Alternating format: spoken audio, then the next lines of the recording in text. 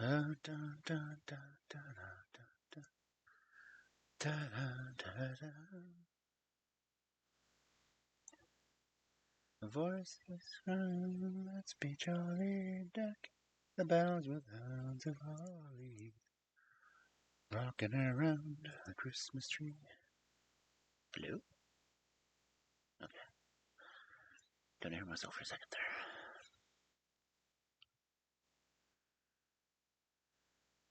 Check, check.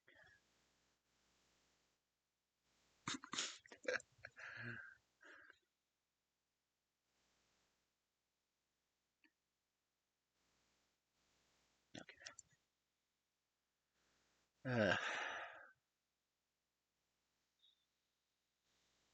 Doom, doom, doom, doom. Come, little, ba-rum-ba-bum, a newborn king to see, pa-rum-bum-bum-bum.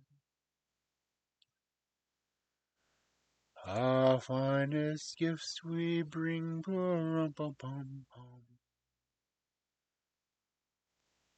You lay before the king, pa-rum-bum-bum, rum-bum-bum-bum, rum-bum-bum-bum.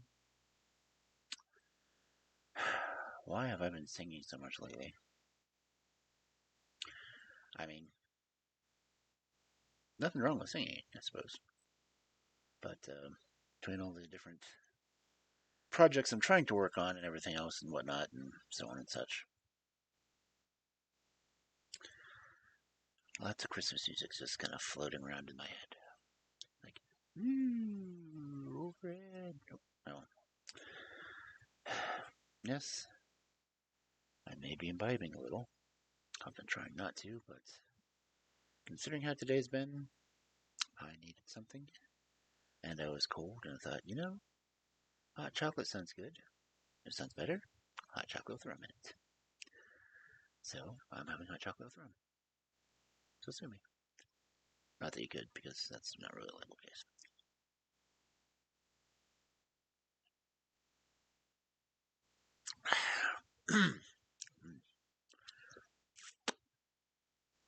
Chocolate and mint. Because mint, why not?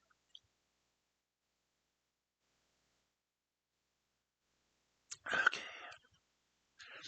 And I would like to point out the link that I have pinned on top of chat. That is my, I guess, petition of sorts. To get us storytellers an actual topic, channel, whatever you want to call it. But, yeah. Yeah. Might be a little warmed up. My vision's not too blurry. There's only 2 ounces in this mug.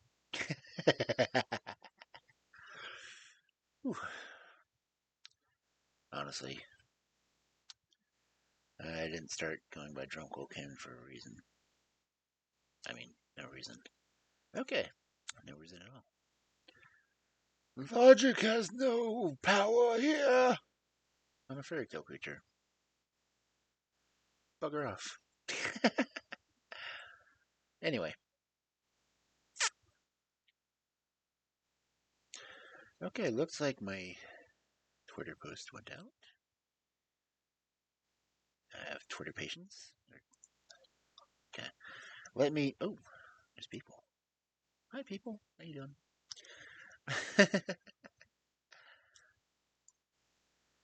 But anyway, it's been a long, difficult day dealing with medical finance people. Let's just say that, hard to pay the bills when there's no income to pay with. But we're not here for my town, or we're not here for, we're not here for my stories. We're here for Dracula. Oh crap! I forgot that popped up. Oopsie. Anyway, look, people. Lunatone. I don't have a. Oh, it escaped.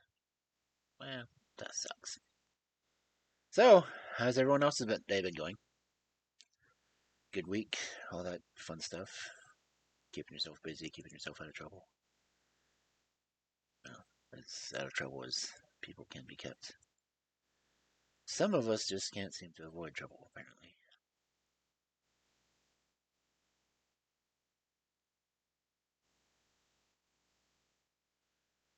What the? Got sidetracked. I got a notice saying that there was a pending paid sponsorship, and I have to check that after stream. Because, no. I'm here to do storytelling now, and did I lose my pen tag? Did I? Where's... It's not showing up on my screen because I jumped out. Wow. Wait, what?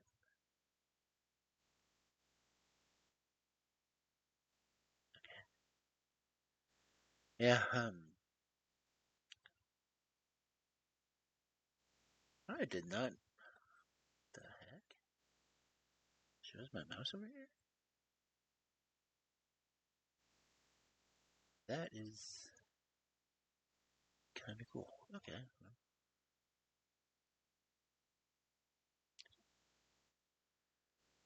I do have the. Stop that. My mouse is acting up today, so I'm all over the place anyway. But I have the emoji set to drop, I think.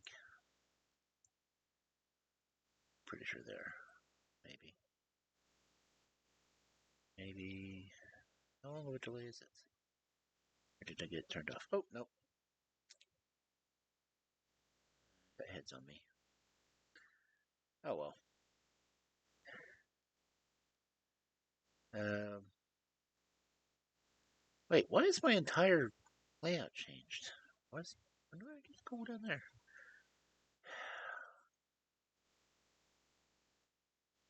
Okay. Just to see if it's working.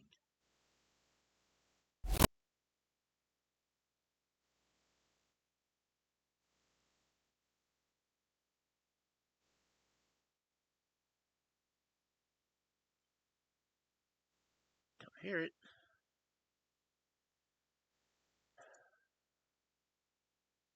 What the hell? So Twitch programming has changed. Everything else has changed. We're 7 minutes in. Not quite time to go over to. Waiting for an artist reply. That's cool. You're getting to do artwork.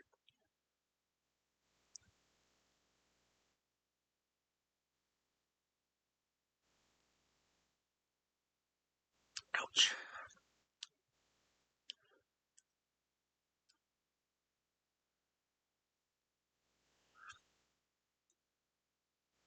No question is, why didn't Fosabot shout you out? Why does my thing keep... Okay, Twitch is acting up apparently. So... Oh, not safe for artwork? I don't know. Probably gonna have to see it eventually.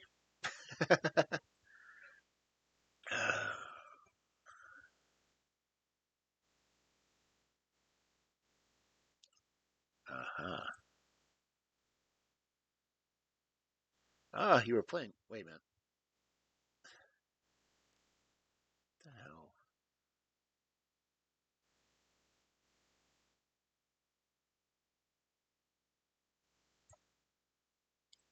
There we go. Okay. Let's say League of Legends. Wait, that's not you. Not safe for work sticker? Sounds interesting.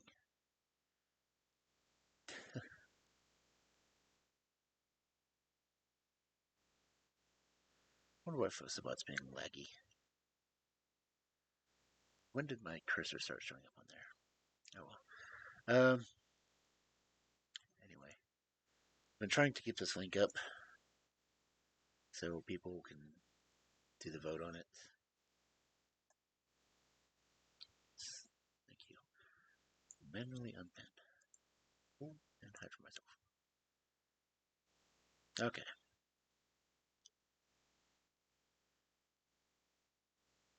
I don't know when that started. That's crazy. Anyway, gotta go to reading. Reading. It's fun and mental. It's fundamental. Why does it show up twice? That's just annoying. Okay. Reading. There we go. Ouch. It's your art licking? Oh. Okay then. Wow. I hope it's good art. Yeah.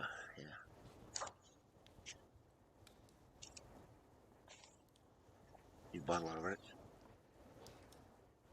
Well, if you got the money, do it.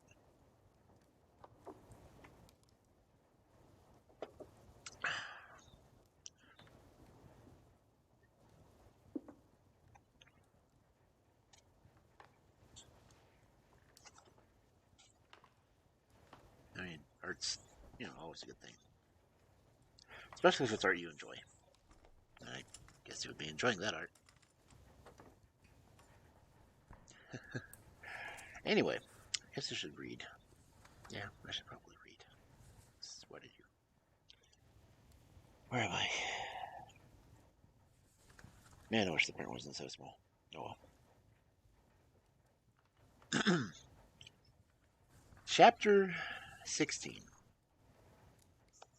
Dr. Seward's diary continued. It was just a quarter before 12 o'clock when we got into the churchyard over the low wall. The night was dark, with occasional gleams of moonlight between the rents of the heavy clouds that scudded across the sky. We all kept somehow close together, with Van Helsing slightly in the front as he led the way. When we had come close to the tomb, I looked well at Arthur, for I feared that the proximity to the place laden with so sorrowful a memory would upset him. But he bore himself well. I took it that the very mystery of the proceeding tended in some way to counteract his grief. The professor unlocked the door, and seeing a natural hesitation among us for various reasons, solved the difficulty by entering himself. The rest of us followed, and we closed the door. He then lit a dark lantern and pointed to the coffin. Arthur stepped forward hesitatingly. Van Helsing said to me, "You were here with me yesterday. Was the body of Miss Lucy in that coffin?"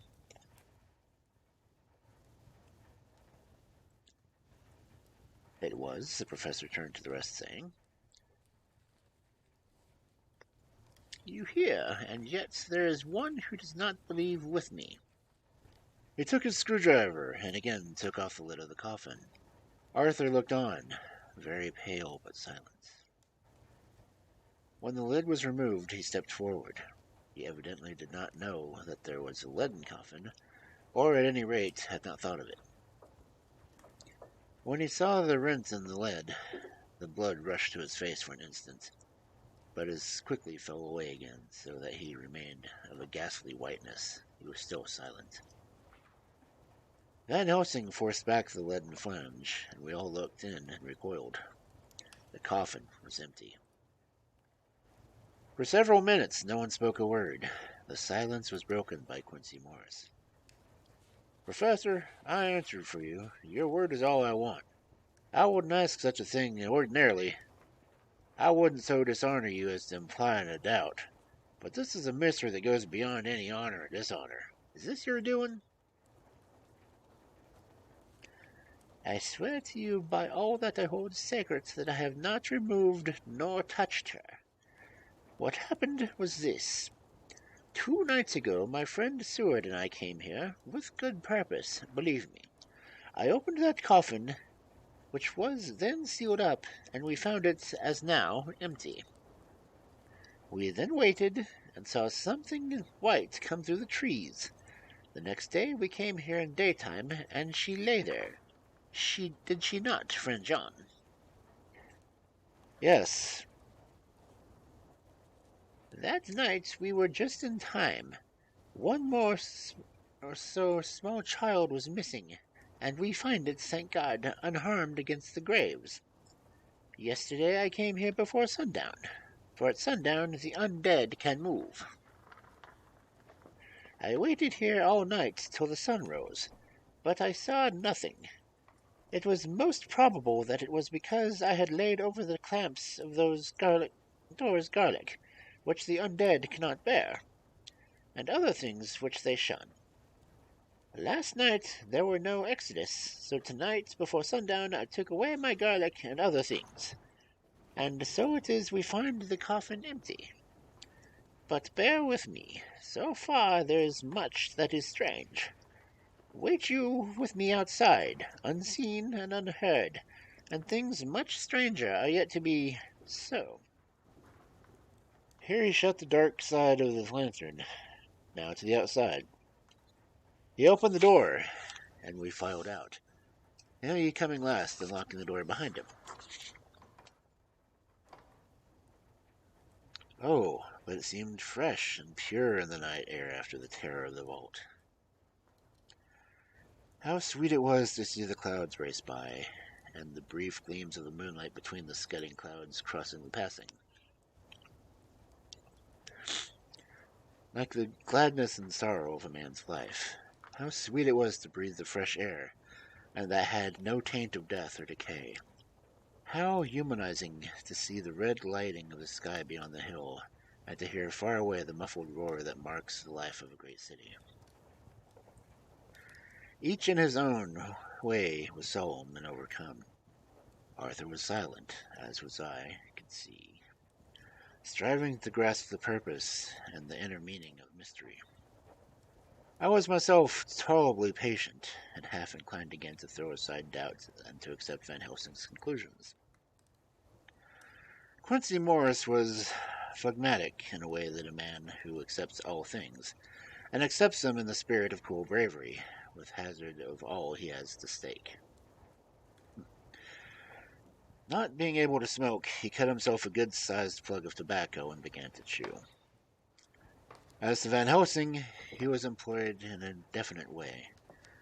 He took first from his bag a mass of what looked like thin, wafer-like biscuits, which he carefully rolled up in a white napkin. Next he took out a double handful of some whitish stuff, like dough or putty. He crumpled the fine wafer up and worked it into the mass between his hands.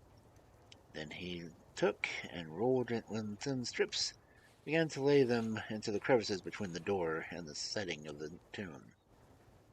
I was somewhat puzzled at this, and being close, asked him what it was he was doing. Arthur and Quincey drew near also, as they too were curious. He answered, I am closing the tomb so that the undead may not enter. And is that the stuff you're going to do with it? Asked Quincey. Great Scott, what is this, a game? It is. What is it what you are doing? This time the question by Arthur. Van Helsing reverently lifted his hat as he answered. The host. I brought it from Amsterdam. I have an indulgence. It was an answer that applauded the most skeptical of us, and we have felt individually that in the presence of such earnest purpose as the professor's, a purpose which could thus use to him the most sacred of things, it was impossible to distrust. In respect to silence, we took the pieces assigned to us and placed around the tomb, but hidden from the sight of anyone approaching. I pitied the others, especially Arthur. I had myself been apprenticed by my former visits and watching horror, and yet I, who had up to an hour ago repudiated the proofs, felt my heart sink within me. Never did tombs look so ghastly white. Never did cypress or yew or juniper seem so embodiments of funeral gloom. Never did tree or grass wave or rustle so ominously. Never did bough creak so mysteriously. And never did the faraway howling of dogs send such a woeful passage through the night. It was a long spell of silence, a big, aching void, and then from the professor, a keen shh. He pointed, and far down the avenue used we saw a white figure advance. A dim, white figure which held something dark at its breast. The figure stopped, and at the moment a ray of moonlight fell between the masses of driving clouds and showed the startling prominence a dark-haired woman, dressed in the cerements of the grave. We could not see the face, for it was bent down over what we saw to be a fair-haired child. There was a pause, and a sharp little cry, such as a child gives in sleep, or as a dog does as it lies before a fire and dreams. We were starting forward, but the professor's warning hand, seen by us as he stood behind the yew tree, kept us back. And then as we looked, the white figure moved forward again. It was now near enough for us to see clearly, and the moonlight still held. My own heart grew cold as ice, and I could hear the gasp of Arthur as we recognized the features of Lucy Westerner. Lucy Westerner, but yet somehow changed. The sweetness had turned to adamantine, heartless cruelty, and the purity to voluptuous wantonness. Van Helsing stepped out, and, obedient to his gesture, we all advanced too. The four of us ranged in a line before the door of the tomb. Van Helsing raised his lantern and drew the slide. By the concentrated light that fell on Lucy's face, we could see that the lips were crimson with fresh blood, and the cream had trickled over her chin and stained the purity of the lawn-drawn deathrobe. We shuddered in horror. I could see by the tremulous light that even Van Helsing's iron nerve had failed. Arthur was next to me, and if I had not seized his arm and held him up, he would have fallen. When Lucy, I call the thing that before us Lucy because it bore her shape, she saw us and drew back with an angry snarl, such as a cat gives when taken unawares. Then her eyes ranged over us. Lucy's eyes, in form and color, but Lucy's eyes unclean and full of hellfire instead of pure, gentle orbs we knew. At that moment, the remnants of my love passed into hate and loathing, and she had then to be killed. I could have done it with a savage delight. As she looked, her eyes blazed with unholy light, and the face became wreathed with a voluptuous smile. My God, how it made me shudder to see it.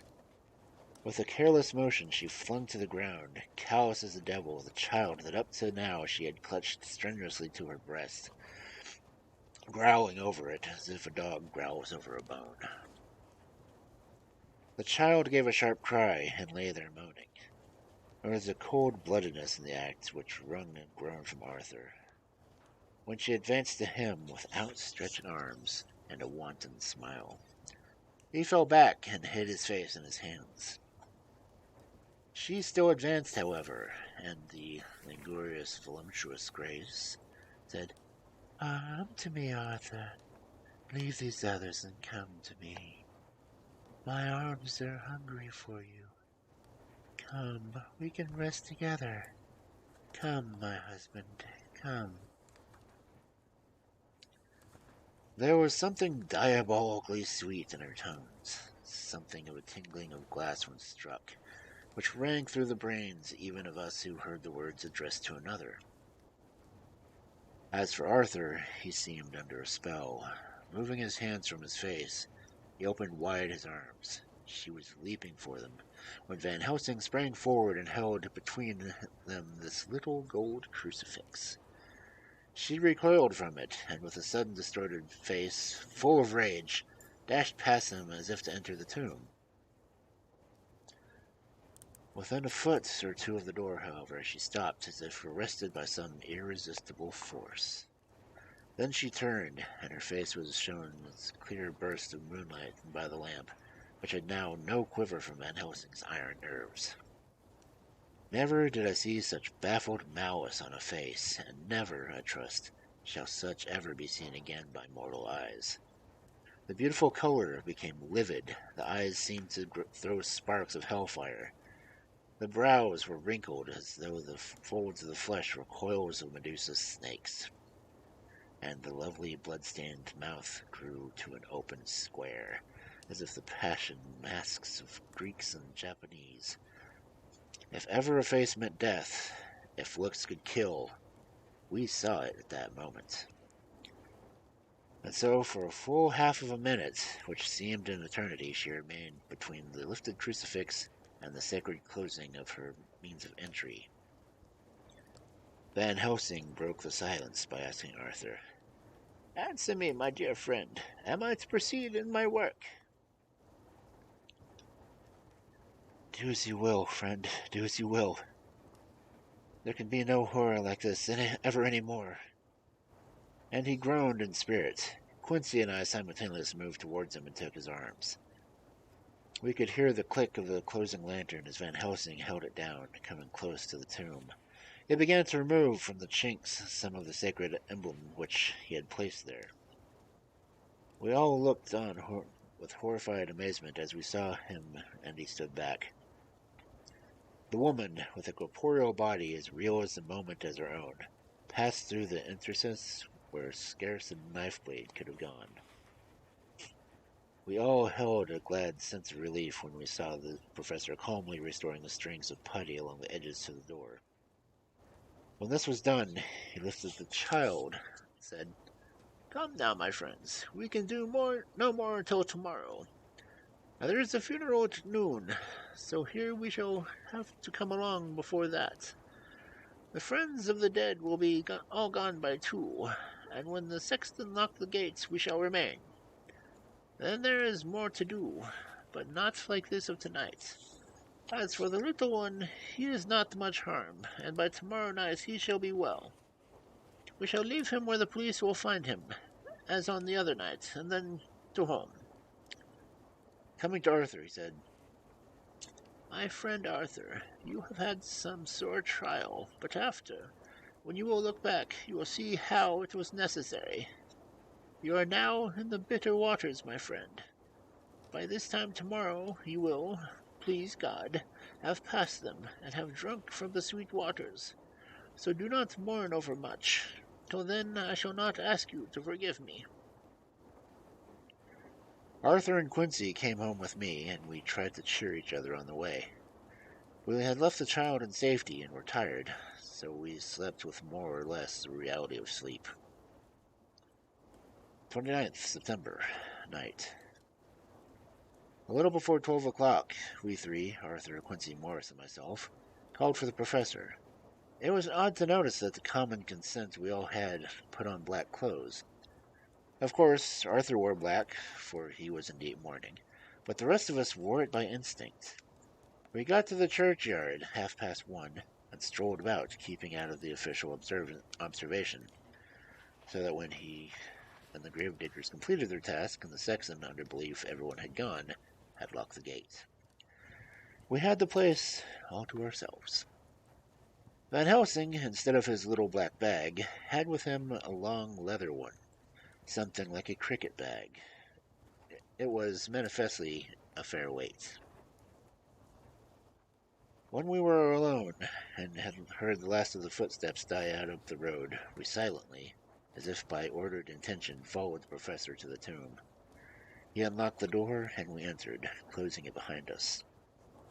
Then he took from his bag a lantern, which he lit, also 2 wax candles, which, when lighted, he struck, by melting their own ends, on the coffins, so that he might have a light sufficient to work by. When he again lifted the lid of Lucy's coffin, we all looked, Arthur trembling like an aspen. We saw that the body lay there in all its death beauty, but there was no love in my own heart, nothing but loathing for the foul thing which had taken Lucy's shape without her soul. I could see even Arthur's face grow hard as he looked, Presently he said to Van Helsing, "Is this really Lucy's body, or only a demon in her shape?" "It is her body, and not yet it. But wait a while, and you shall see her as the way she is." She seemed like a nightmare of Lucy as she lay there, the pointed teeth, the blood-stained, voluptuous mouth, which it made one shudder to see. Well, some people. The whole carnal and unspiritual appearance seeming like a devilish mockery of Lucy's sweet purity. Van Helsing, in his methodical manner, began taking the various contents from his bag and placing them ready for use. First he took out a smoldering iron and some plumbing solder, and then a small oil lamp.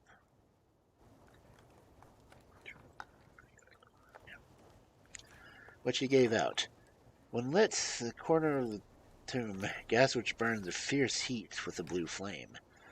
And then his operating gloves, which he had placed to hand, and last a round wooden stake, some 2.5, 3 inches thick, and about 3 feet long. One end of it was hardened by charring on the fire, and was sharpened to a fine point. With the stake came a heavy hammer, such as the households use in their coal cellar for breaking up lumps. To me, a doctor's preparations for work of any kind are stimulating and bracing, but the effect of these things on both Arthur and Quincy was to cause them a sort of consternation. They both, however, kept their courage and remained silent and quiet. When all was ready, Van Helsing said, "Before we do anything, let me tell you this. It is out of the lore and experience of the ancients, and of all those who have studied the powers of the undead. When they become such, there comes with a change of the curse of immortality. They cannot die, but must go on, age after age, adding new victims, and multiplying the evils of the world. For all that die from the preying of the undead become themselves undead.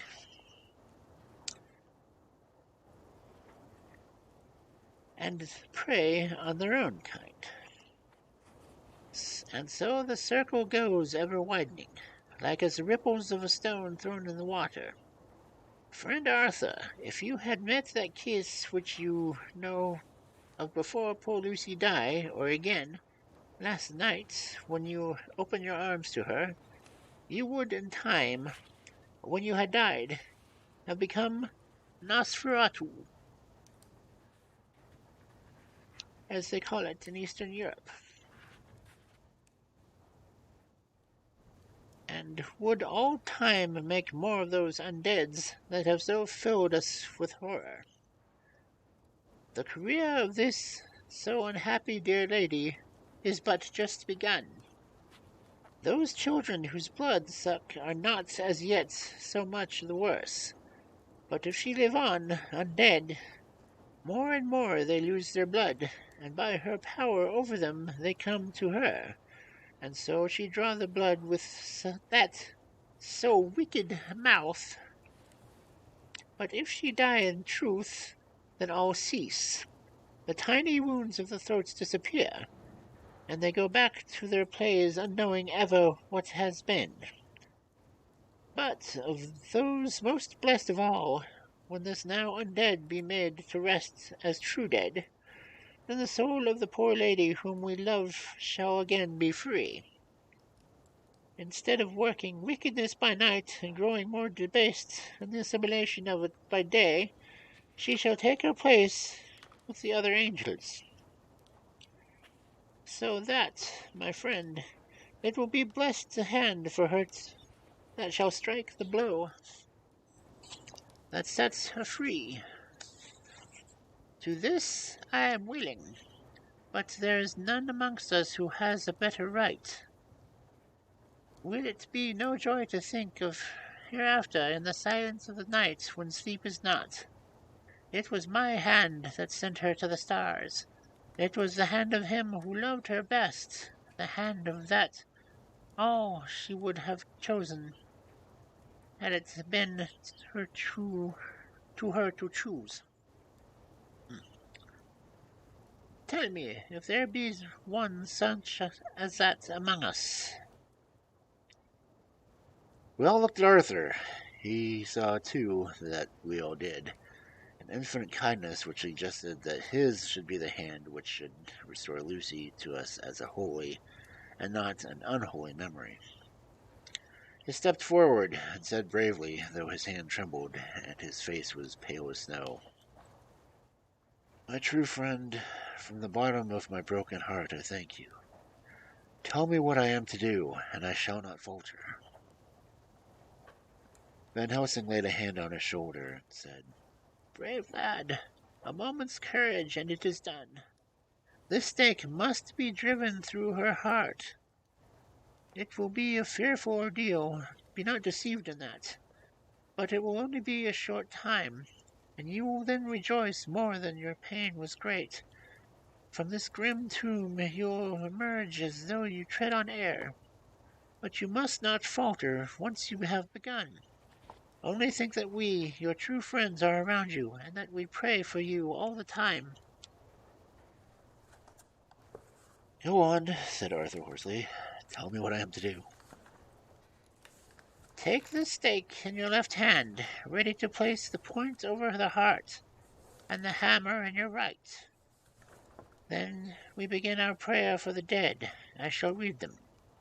I have here the book, and the others shall follow. Strike in God's name, that so all may be well with the dead that we love, and that the undead will pass away. Arthur took the stake and the hammer, and when once his mind was set on the action, his hands never trembled, nor even quivered. Van Helsing opened his missal and began to read, and Quincy and I followed as well as we could. Arthur placed the point over the heart, and as I looked I could see the dent in the white flesh. Then he struck with all his might.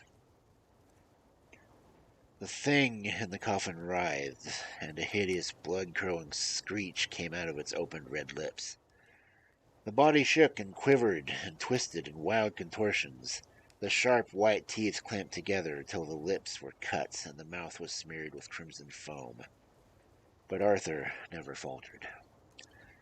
He looked like a figure of Thor as his untrembling arm rose and fell, driving deeper and deeper the mercy-bearing stake, while the blood of the pierced heart welled and spurted up all around it.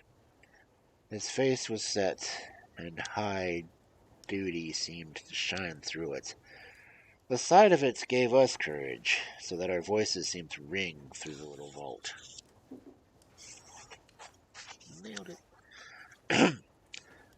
And then the writhing and quivering of the body became less, and the teeth ceased to clamp, and the face to quiver. Finally it lay still. The terrible task was over. The hammer fell from Arthur's hand. He reeled and would have fallen if we had not caught him. The great drops of sweat sprang out of his forehead, and his breath came in broken gasps. It had indeed been an awful strain on him, and had he not been forced to do this task by more than human considerations, he could never have gone through with it. For a few minutes we were so taken up with him that we did not look towards the coffin. When we did, however, a murmur of startled surprise rang from one of us or the other. We gazed so eagerly that Arthur rose, for he had been seated on the ground, and came and looked too. And then a glad, strange light broke over his face, and dispelled altogether the gloom of horror that lay upon it. There in the coffin lay no longer the foul thing that we had so dreaded and grown to hate, that the work of her destruction was yielded as a privilege to one of the best entitled to it, but Lucy as we had seen her in life, with her face of unequaled sweetness and purity. True that there were as we had seen them in life, the traces of care and pain and waste. But these were all dear to us, for they marked her truth to what we knew. One and all felt that the holy calm that looked like sunshine had washed over her face, and the form was only an earthen token and symbol of the calm that was to reign forever. Van Helsing came and laid his hand on Arthur's shoulder and said to him, "And now, Arthur, my friend, dear lad, am I not forgiven?" The reaction of my terrible strain came back as he took the old man's hand from his, and raising it to his lips, pressed it, saying, "Forgiven. God bless you that you have given my dear one her soul again, and me peace." He put his hand on the professor's shoulder, and laying his head on his breast, cried for a while silently, whilst we stood unmoving. When he raised his head, Van Helsing said to him, "And now, my child, you may kiss her. Kiss her dead lips, if you will, as she would have to you, if you chose to. For she is now not a grinning devil now, nor anything foul, for all eternity. No longer is she the devil's undead. She is God's true dead, whose soul is with him." Arthur bent and kissed her, and then we sent him and Quincy out of the tomb. The professor and I sawed the top off of the stake, leaving the point of it in the body. Then we cut off the head and filled the mouth with garlic. We soldered up the leaden coffin, screwed the coffin lid, and gathered up our belongings and came away. When the professor locked the door of the grave, he gave the key to Arthur. Outside, the air was sweet, the sun shone and the birds sang, and it seemed as if all nature were tuned to a different pitch. There was gladness and mirth and peace everywhere, for we were at rest ourselves on one account, and we were glad, though it was tempered joy. Before we moved away, Van Helsing said, "Now, my dear friends, one step of our work is done, the one most harrowing to ourselves. But there remains a greater task, to find out who the author is of our sorrow and stamp him out. I have clues which we can follow, but it is a long task and a difficult, and there is danger in it, and pain. Shall you not all help me? We have learned to believe, all of us, is it not so? And since so, do we not see our duty? Yes. And do we not promise to go on to the bitter end?" Each in turn we took his hand, and the promise was made. Then said the professor as we moved off, 2 nights hence you shall meet with me and dine together at 7 of the clock with friend John. I shall entreat 2 others, 2 that you know not as yet, and I shall be ready to work all our show and our plans unfold. Friend John, you come home with me, for I have much to consult about, and you can help me. Tonight I leave for Amsterdam, but shall return tomorrow night, and then begins our great quest. But first I shall have much to say, so that you may know what it is to do and to dread.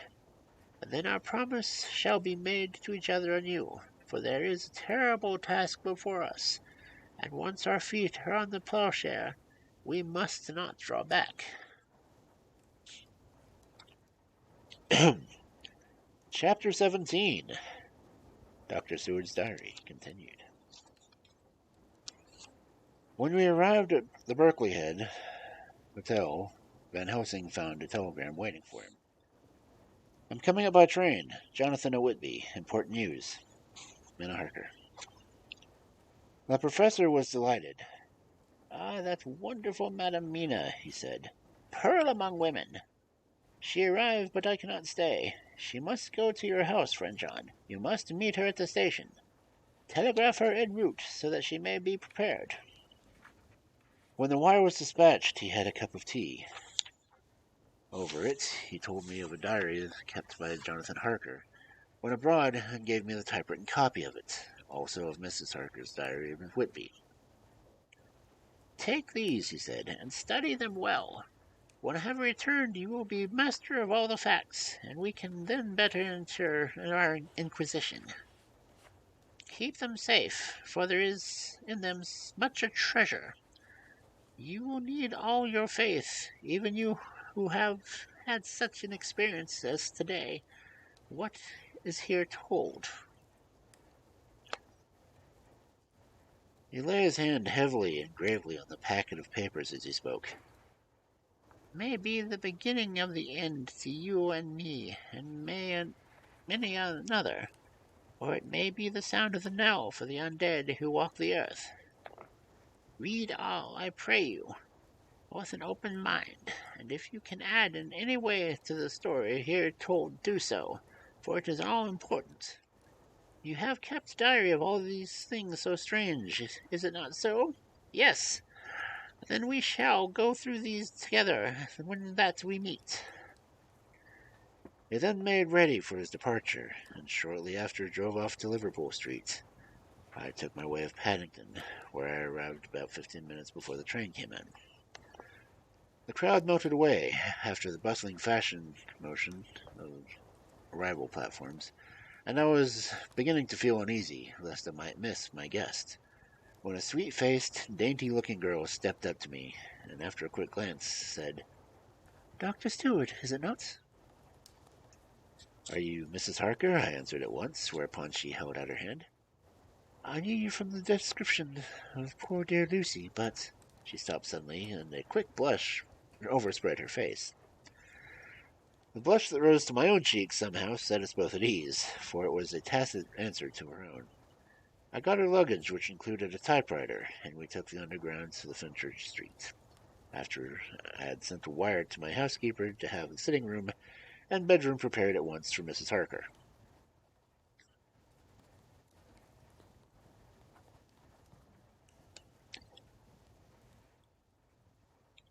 In due time we arrived. She knew, of course, that the place was a lunatic asylum, but I could see that she was unable to repress a slight shudder when we entered.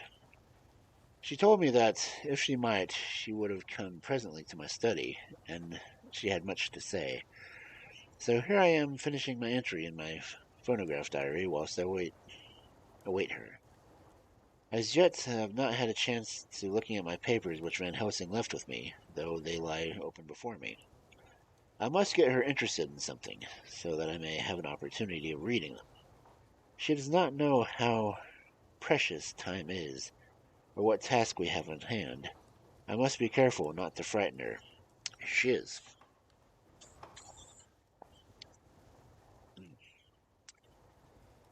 Nina Harker's Journal, 29th September. After I had tidied myself, I went to Dr. Seward's study. At the door I paused a moment, for I thought I heard him talking with someone. As, however, he had pressed me to be quick, I knocked at the door, and on his calling out, "Come in," I entered. To my intense surprise, there was no one with him. He was quite alone, and on the table opposite him was that which I knew as the description to be a phonograph. I had never seen one before, and was much interested. I hope I did not keep you waiting. I hope I did not keep you waiting, I said. But I stayed at the door as I heard you talking and thought you were with someone. Oh, he replied with a smile. I was only entering my diary. Your diary? I asked him in surprise. Yes, he answered. I keep it in this. As he spoke, he laid his hand on the phonograph. I felt quite excited over it and blurted out, "Why, this beats even shorthand. May I hear it say something?" Certainly, he replied with electricity, and he stood up and put it to the train speaking. Then he paused, and trouble looked over his face. The fact is, he began awkwardly, I only keep my diary in it, and that is almost entirely about cases, and it may be awkward. That is, I mean... He stopped, and I tried to help him out of his embarrassment. You hoped to attend dear Lucy at the end. Let me hear how she died. For all that I know of her, I shall be very grateful. She was very, very dear to me. To my surprise, he answered, and with a horror-struck look in his face. Tell you of her death? Not for the wide world.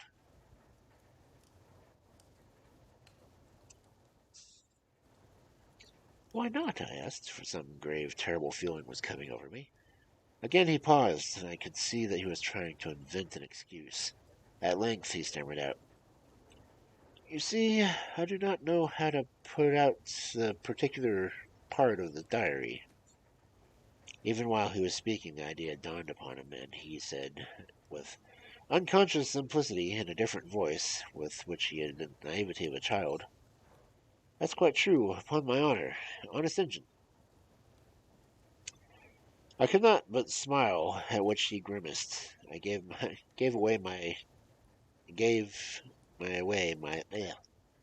myself away that time, he said. "But do you know that, although I have kept the diary for months past, it never once struck me how I was going to find any particular part of it in the case I wanted to look it up?"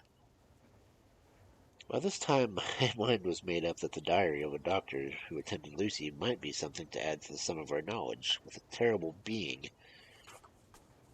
I said boldly, "Then, Dr. Stewart, you had better let me copy it out for you on my typewriter." He grew to a positively deathly pallor as he said, "No, no, no. For all the world, I wouldn't let you know that terrible story." Then it was terrible. My intuition was right. For a moment I thought, and my eyes ranged the room, unconsciously looking for something or some opportunity to aid me. They lit on a great batch of typewriting on the table. His eyes caught the look of mine, and without me thinking, followed the direction. And they saw the parcel, he realized the meaning. "You do not know me," I said. "When you have read those papers, my own diary and my husband's also, which I have typed, you will know me better. I have not faltered in giving every thought of my own heart in this case, but of course you do not know me yet, and I must not expect you to trust me so far." He is certainly a man of noble nature. Poor dear Lucy was right about him. He stood up and opened a large drawer, in which were arranged in order a number of hollow cylinders of metal covered in dark wax. He said, "You are quite right. I did not trust you because I do not know you. But I know you now. I know you know. Let me say that I should have known you long ago. I know that Lucy told me of you. She told me of you, too. May I make only the atonement in my power. Take these cylinders and hear them. The first half-dozen of them are personal to me, and they will not horrify you. Then you will know me better. Dinner will then be ready. In the meantime, I shall read over some of the documents and shall be better able to understand certain things." He carried the phonograph himself to my sitting room and adjusted it for me. Now I shall learn something pleasant, I am sure, for it will tell me the other side of a true love episode, of which I know only one side already. Dr. Seward's Diary, 29th September. I was so absorbed in that wonderful diary of Jonathan Harker and that other of his wife that I let time run on without me thinking. Mrs. Harker was not down when the maid came to announce dinner, so I said, "She is possibly tired. Let dinner wait an hour." And I went on with my work. I had just finished Mrs. Harker's diary when she came in. She looked sweetly pretty and very sad, and her eyes were flushed with crying. This somehow moved me much. Of late I had had cause for tears, God knows, but the relief of them was denied me, and now the sight of those sweet eyes, brightened with recent tears, went straight to my heart. So I said, as gently as I could, "I greatly fear I have distressed you." "Oh no, not distressed me," she replied, "but I have been more touched than I can say by your grief. That is a wonderful machine, but it is cruelly true. It told me in its very own tones the anguish of your heart. It was like a soul crying out to Almighty God. No one must hear them spoken ever again. See, I have tried to be useful. I have copied out the words on my typewriter, and none ever need hear your heart beats as I did." "No one ever need know, shall ever know," I said in a low tone. She laid her hand on mine and said very gravely, "Alas, but they must." Must, but why? I asked. Because it is part of a terrible story, a part of dear Lucy's death and all that led to it. Because in the struggle which we have before us to rid the earth of this terrible monster, we must have all the knowledge and all the help we can get. I think that the cylinders which gave you contained more than you intended me to know, but I can see that there are on your record many lights to a dark mystery. You will let me help, will you not? I know all up to a certain point, and I see already through your diary only took me to 7th September how poor Lucy was beset, and how terrible doom of being wrought out. Jonathan and I have been working day and night since Professor Van Helsing saw us. He has gone to Whitby to get more information, and he will be here tomorrow to help us. We need have no secrets among us. Working together and with some absolute trust, we can surely be stronger than if some of us were in the dark.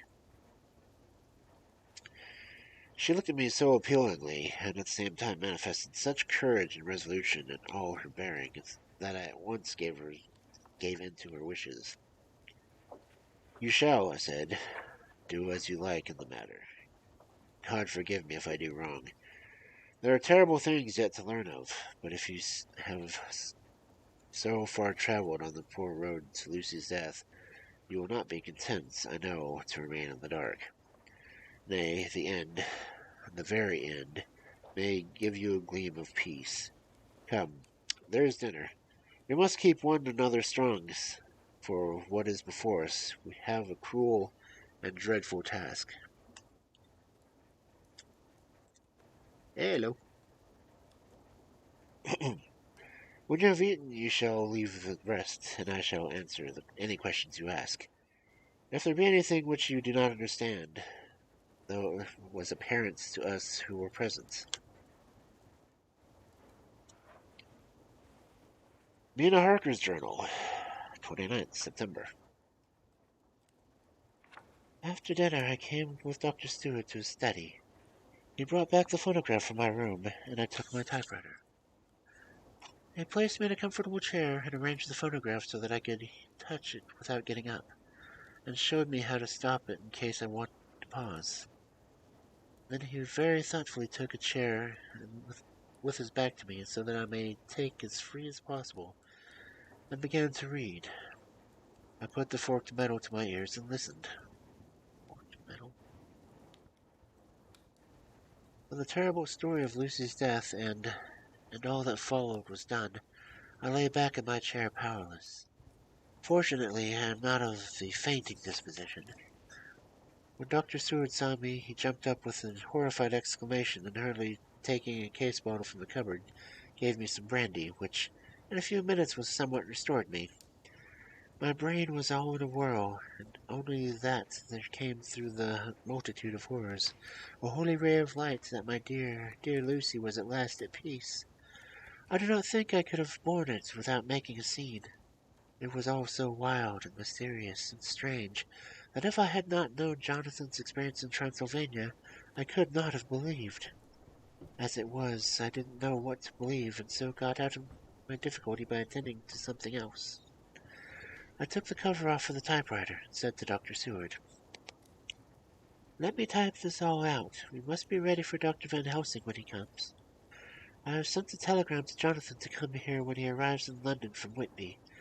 And all this matter dates are everything, and I think if we get all material ready and have every item in the chronological order, we shall have done much. You tell me that Lord Goldring and Mr. Morris are coming soon?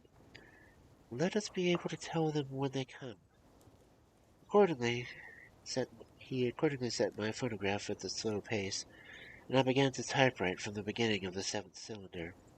I used manifold, so that it took 3 copies of the diary just as I had done with all the rest. It was late, and when I got through, but Dr. Seward went about his work of going on his round of the patients.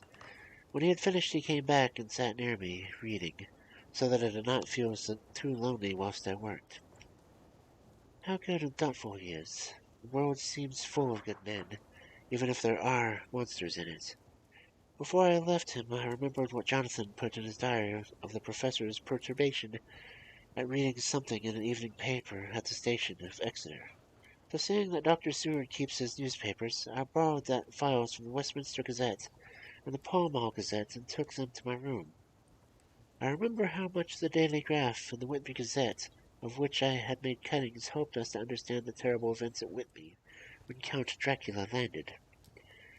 So I shall look through the evening paper since then, and perhaps I shall get some new light. I'm not sleepy, and the work will help keep me quiet. Oh, yes, I do try to do the voices. Dr. Seward's Diary, 30th September. Mr. Harker arrived at 9 o'clock. He had got his wife's wire just before starting. He is uncommonly clever, if one can judge from his face, and full of energy. If his journal be true, and judging by one's own wonderful experiences, it must be, he is also a man of great nerve. That going down to the vault a second time was a remarkable piece of daring. After reading his account of it, I prepared to meet a good specimen of manhood, but hardly the quiet, business-like gentleman who came here today. Later, after lunch, Harker and his wife went back to their room, and I passed a while ago. I heard the click of the typewriter. They are hard at it. Mrs. Harker says that they are knitting together a chronology order of every scrap of evidence they have. Harker has got the letters between the consignee of the boxes of Whitby and the carriers of London who took charge of them. He is now reading his wife's transcript of my diary. I wonder what they make of it. Here he is. Strange that it had never struck me that the very next house might be the Count's hiding place. Goodness knows that we had clues from the conduct of the patient Renfield. The bundle of letters relating to the purchase of the house were with the transcript. Oh, if we had only had them earlier, we might have saved poor Lucy. Stop. That is the madness, lies. Harker has gone back and again collating his material. He says that by dinner time they will be able to show the whole connected narrative. He thinks that in the meantime I should see Renfield, as hitherto he has been sort of indexed to the coming and going of the Count. I hardly see this yet, but when I get to the dates I suppose I shall. What a good thing that Mrs. Harker put the cylinders in the type. We could have never found the dates otherwise. I found Renfield sitting placidly in his room with his hands folded, smiling benignly. At the moment he seemed as sane as anyone I ever saw. I sat down and talked with him on a lot of subjects, all of which he seemed naturally. He then, of his own accord, spoke of going home, a subject he has never mentioned, to my knowledge, during his sojourn here. In fact, he spoke quite confidently of getting his discharge at once. I believe that, had I not had the chat with the Harker and read the letters and the dates of his outbursts, I should have been prepared to sign him for a brief time of observation. As it is, I am darkly suspicious. All those outbreaks were in some way linked to the proximity of the Count. What, then, does this absolute content mean? Can it be that his instinct satisfied as to the vampire's ultimate triumph? Stay, he is himself Zoophagous, and in his wild ravings outside the chapel door of the deserted house he always spoke of Master.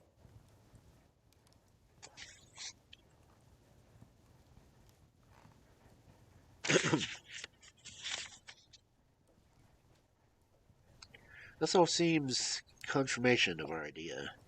However, after a while I came away. My friend is just a little too sane at present to make it safe to probe him too deep with questions. He might begin to think. And then...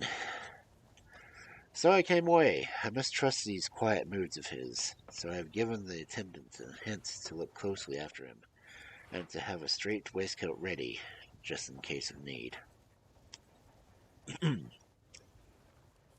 Jonathan Harker's Journal, 29th September, in train to London. When I received Mr. Billingham's courteous message that he would give me any information in his power, I thought it best to go down to Whitby and make, on the spot, such inquiries as I wanted. It was now my object to trace that horrid cargo of the Count's to its place in London. Later we may be able to deal with it in Billingham Jr., a nice lad, met me at the station and brought me to his father's house, where they had decided that I must stay the night. They were hospitable, with true Yorkshire hospitality, give everything and leave him free to do as he likes.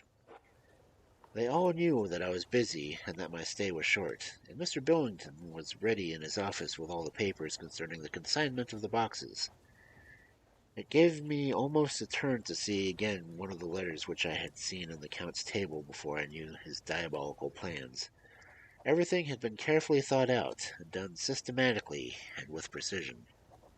He seemed to have been prepared for every obstacle which might be placed by accident in the way of his intentions being carried out. To use an Americanism, he had taken no chances, and the absolute accuracy with which his instructions were fulfilled was simply the logical result of his care. I saw the invoice and took note of it. 50 cases of common earth to be used for experimental purposes. I also got the copy of the letter to Carter Pearson, and the reply of both of these I got copies.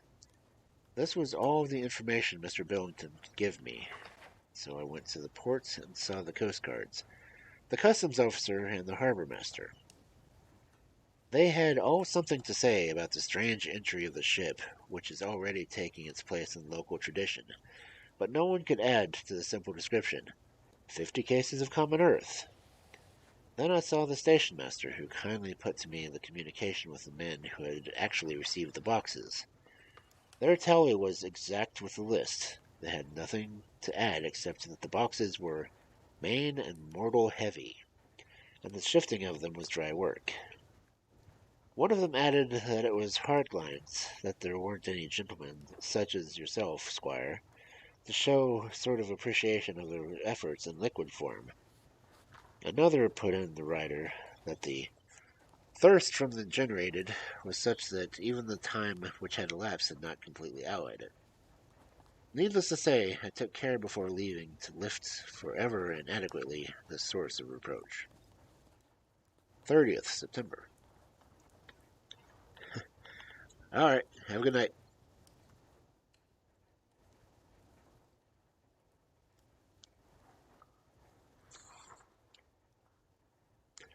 30th September. The station master was good enough to give me a line of his old companion, the station master at King's Cross, so that when I arrived there in the morning I was able to ask him about the arrival of the boxes.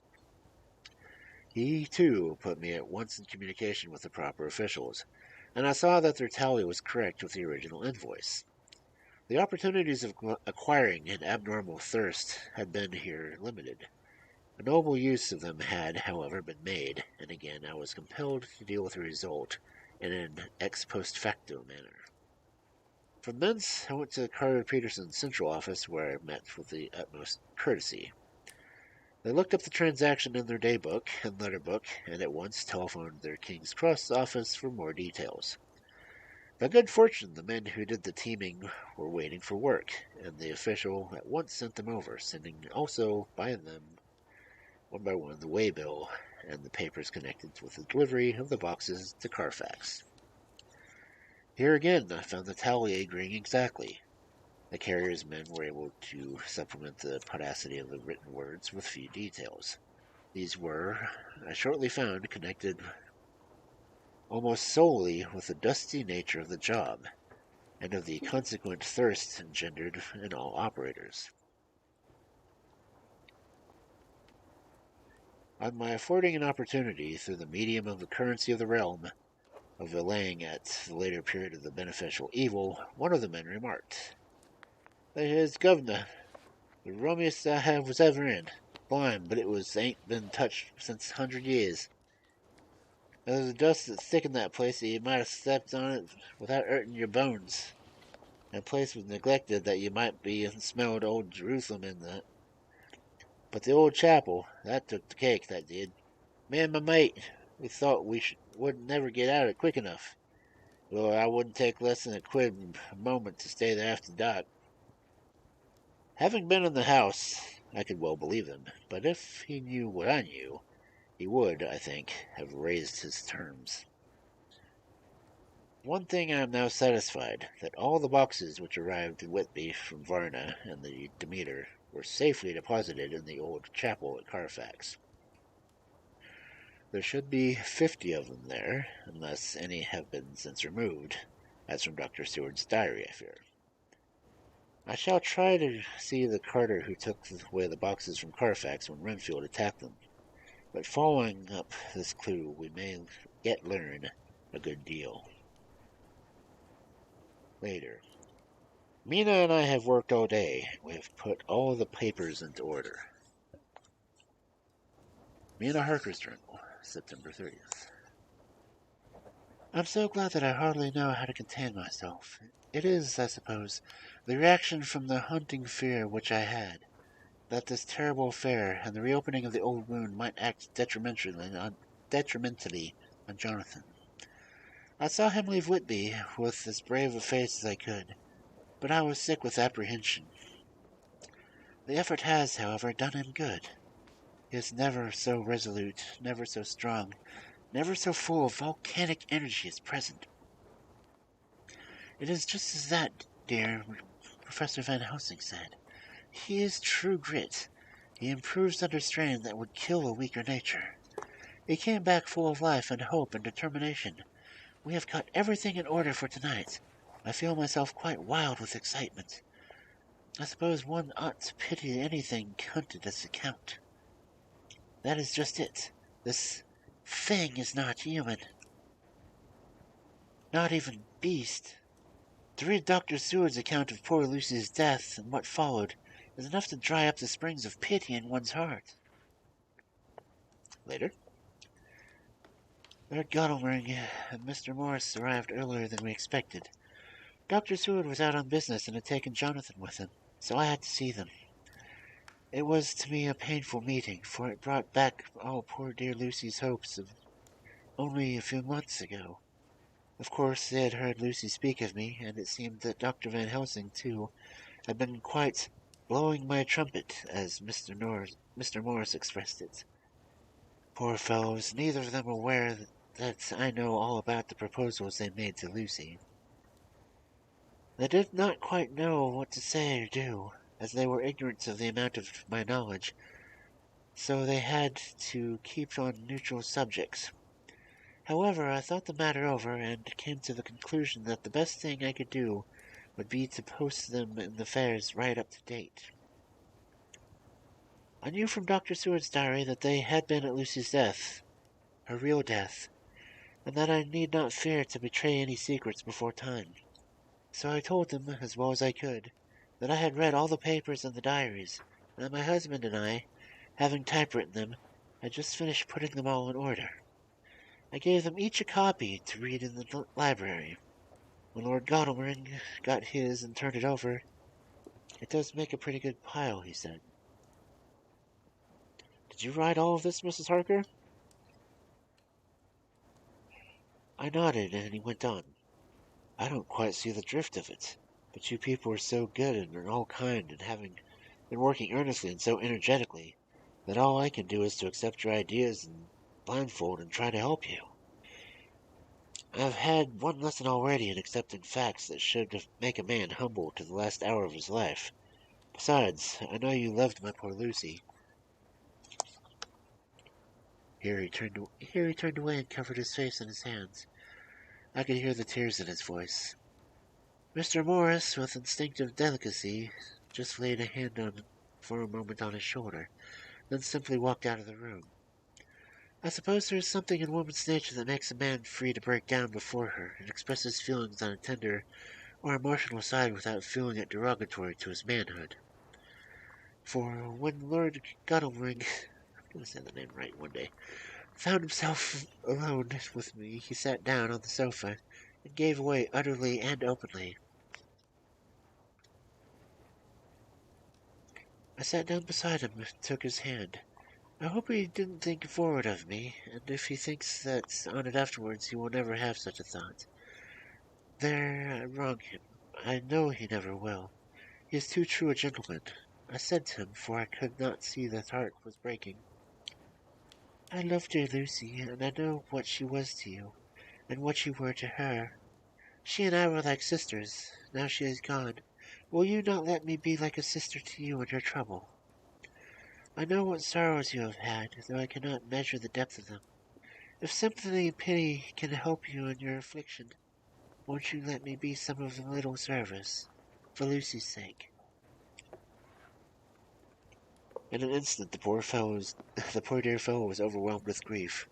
It seemed to me that that he had of late been suffering in silence found a vent at once.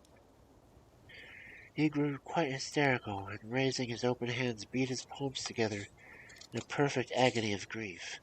He stood up, then sat down, and the tears rained down his cheeks. I felt an infinite pity for him, and opened my arms unthinkingly. With a sob he laid his head on my shoulder, and then cried like a wearied child, whilst he shook with emotion. We women have something of the mother in us that makes us rise to smaller matters when the mother spirit is invoked. I felt this big, sorrowing man's head resting on me, as though it were that of a baby that some day may lie in my bosom, and I stroked his hair as though he were my own child. I never thought at that time how strange it all was. After a little bit his sobs ceased, and he raised himself with an apology, though he made no disguise of his emotion. He told me that for days and nights past, weary days and sleepless nights, he had been unable to speak to anyone, as a man must speak in his time of sorrow. There was no woman whose sympathy could be given to him, or with whom, owing his own terrible circumstances with which his sorrow was surrounded, he could speak freely. I know now how I suffered, he said, as he dried his eyes. But I do not know even yet, and none other can ever know, how much your sweet sympathy has meant to me today. I shall know better in time, and believe that, though I am not ungrateful now, my gratitude will grow with my understanding. You will let me be like a brother. You will not, for all our lives, for dear Lucy's sake? For dear Lucy's sake, I said with clasped hands. Aye, and for your own sake, he added. If a man's esteem and gratitude are ever worth the winning, you have won mine today. If ever the future should bring you in a time when there needs a man's help, believe me, you will not call in vain. God grant you that no such time may ever come to you or break the sunshine of your life. But if it should ever come, promise me that you will let me know. He was so earnest, and his sorrow was so fresh that I felt it would comfort him, so I said, I promise. Ow, something high.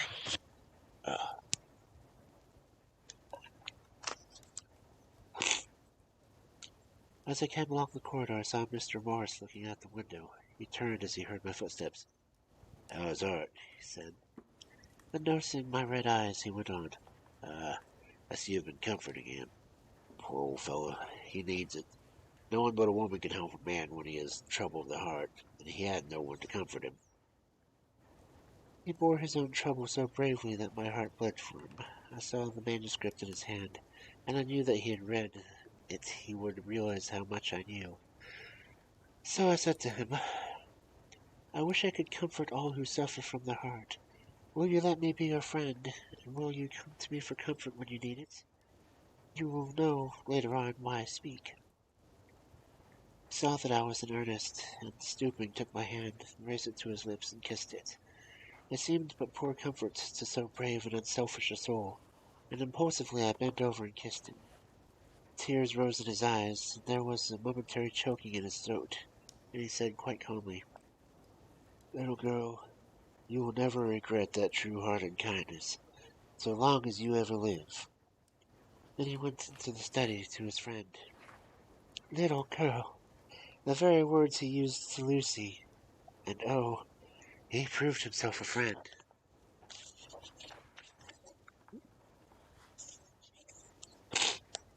Uh, Chapter 18, Dr. Seward's Diary. 30 September. I got home at 5 o'clock and found Godalming and Morris had not only arrived, but had already studied the transcript of the various diaries and letters which Harker and his wonderful wife had made and arranged. Harker had not yet returned from his visit to the carrier's men, of whom Dr. Hennessy had written me. Mrs. Harker gave us a cup of tea, and I can honestly say that, for the first time since I have lived it, this old house seemed like a home. When we had finished, Mrs. Harker said, "Dr. Seward, may I ask you a favor? I want to see your patient, Mr. Renfield. Do let me see him. What you have said of him in your diary interests me so much." She looked so appealing and so pretty that I could not refuse her, and there was no possible reason why I should, so I took the lady with me. When I went into the room, I told the man that the lady would like to see him, to which he simply answered, "Why?" "She is going through the house and wants to see everyone in it," I answered. "Oh, very well," he said. "Let her come in, by all means. But just wait a moment while I tidy up the place." His method of tidying was peculiar. He simply swallowed all the flies and spiders in the boxes before I could stop him. It was quite evident that he feared, or was jealous of, some interference. When he had got through his disgusting task, he said cheerfully, "Let the lady come in." And he sat down on the edge of his bed, with his head down, but his eyelids raised so that he could see her as she entered. For a moment I thought that he might have some homicidal intent. I remembered how quiet he was just before he attacked me in my own study, and I took care to stand where I could seize him at once if he attempted to make a spring at her. She came into the room with an easy gracefulness which would at once command the respect of any lunatic, for easiness is one of the qualities most mad people respect. She walked over to him and smiled pleasantly, held out her hand. "Good evening, Mr. Renfield," she said. "You see, I know of you, for Dr. Stewart has told me of you." He made no immediate reply, but eyed her all over intently, with a set frown on his face. The look gave way to one of wonder, which emerged in doubt, then to intense astonishment. He said, "You're not the girl the doctor wants to marry, are you? You can't be, for she's dead." Mrs. Harker smiled sweetly, then replied, "Oh, no. I have a husband of my own to whom I was married before I ever saw Dr. Seward, or he me. I'm Mrs. Harker." "And what are you doing here?" "My husband and I are staying on a visit with Dr. Stewart." "Then don't stay." "But why not?" I thought that this style of conversation might not be pleasant to Miss Harker, any more than it was to me, so I joined in. "How did you know I wanted to marry anyone?" His reply was simply and contemptuous, given the pause in which he turned his eyes from Miss Harker to me, instantly turning them back. "What an asinine question." "I don't see that at all, Mr. Renfield," said Mrs. Harker, at once championing me. He replied to her with such courtesy and respect as he had shown contempt to me. "You will, of course, understand, Mrs. Harker, that when a man is loved and honored as our host is, everything regarding him is of the interest of our little community. Dr. Seward is Dr. Seward is loved not only by his household and his friends, but even by his patients, who, being some of them hardly in a mental institution, are apt to distort causes and effects. Since I myself have been an inmate of a lunatic asylum, I cannot but notice that the sophisticated tendencies of some of the inmates lean towards the errors of non causa or ingrator deligi. I positively opened my eyes to this new development. Here was my pet lunatic, the most pronounced of his type that I had ever met, talking elemental philosophy with the manner of a polished gentleman. I wondered if it was Mrs. Harker's presence which had touched some chord of his memory, if this new phase was spontaneous, or in any way due to her unconscious influence. She must have had some rare gift or power. We continued to talk for some time, and seeing that he was seemingly quite reasonable, she ventured, looking at me questioningly as she began to lead him on his favorite topic. I was again astonished, for he addressed himself to the question with the impartiality of the completest sanity. He even took himself as an example when he mentioned certain things. Why, I myself is an instance of a man who had a strange belief. Indeed, it was no wonder that my friends were alarmed and insisted on putting me under control. I used to fancy that life was a positive and perpetual entity, and that by consuming a magnitude of live things, no matter how low on the scale of creation, one might indefinitely prolong life. At times I held the belief so strongly that I actually tried to take human life. The doctor here will bear me out that on one occasion I tried to kill him for the purpose of strengthening my vital powers by the assimilation with my own body of his life through the medium of his blood. Relying, of course, on the scriptural phase, for the blood is the life. Though indeed the vendor was certain that Fathom has vulgarized the truism of the points of contempt. Isn't that true, Doctor? I nodded assent, for I was so amazed that I hardly knew what I ought to say or think. It was hard to imagine that I had seen him eat up his spiders and flies not 5 minutes before. Looking at my watch, I saw that I should go to the station to meet Van Helsing, so I told Mrs. Harker that it was time to leave. She came at once, after saying pleasantly to Mr. Renfield, "Goodbye, and I do hope that I see you often under auspices pleasanter than to yourself." To which, in my astonishment, he replied, Goodbye, my dear. I pray God I never see your sweet face again.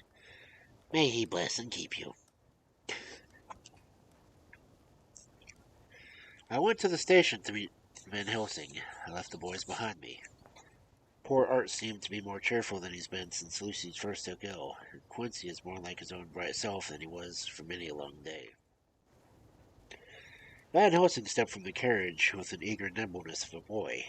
He saw me at once and rushed up to me, saying, Friend John, how goes well? Well, so I have been busy, for I come here to stay if need be. All affairs are settled with me, and I have much to tell. Madam Mina is with you.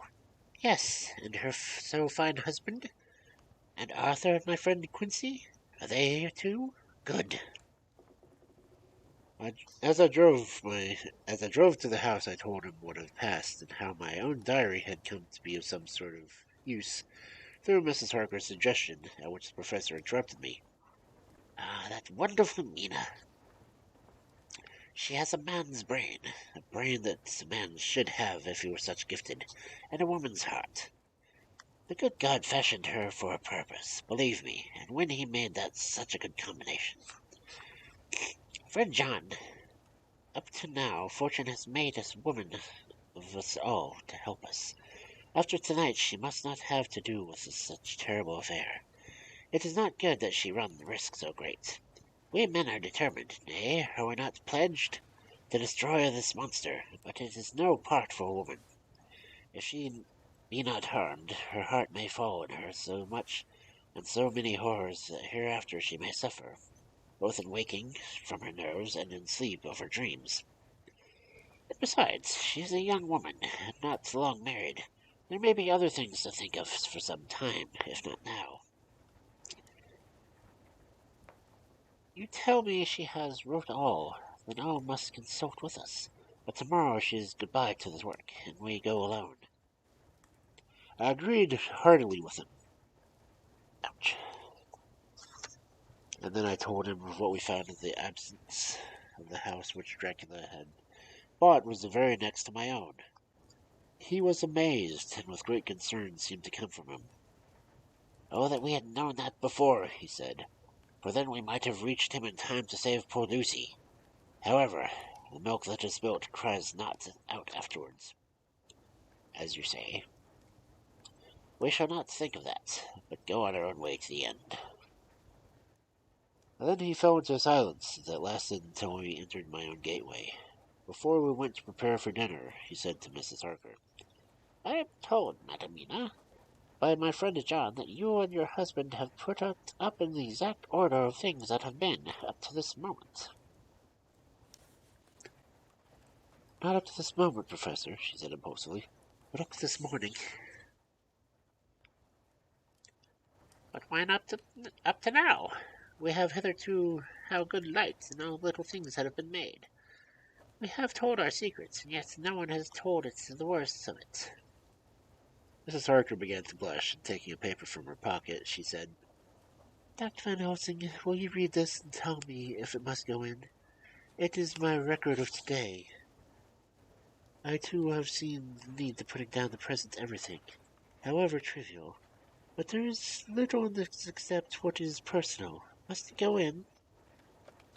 The professor read over it gravely, and handed it back, saying, It need not go in if you do not wish it, but I pray that it may. It can but make your husband love you more, and all us, your friends, more honor you, as well as more esteem and love. She took it back with another blush and a bright smile. And so now, up to this hour, all the records have been complete. The professor took away one copy to study after dinner, and before our meeting, which is fixed at 9 o'clock. The rest of us have already read everything, so when we meet in the study we shall be informed as to the facts, and can arrange our own plan of battle to this terrible and mysterious enemy.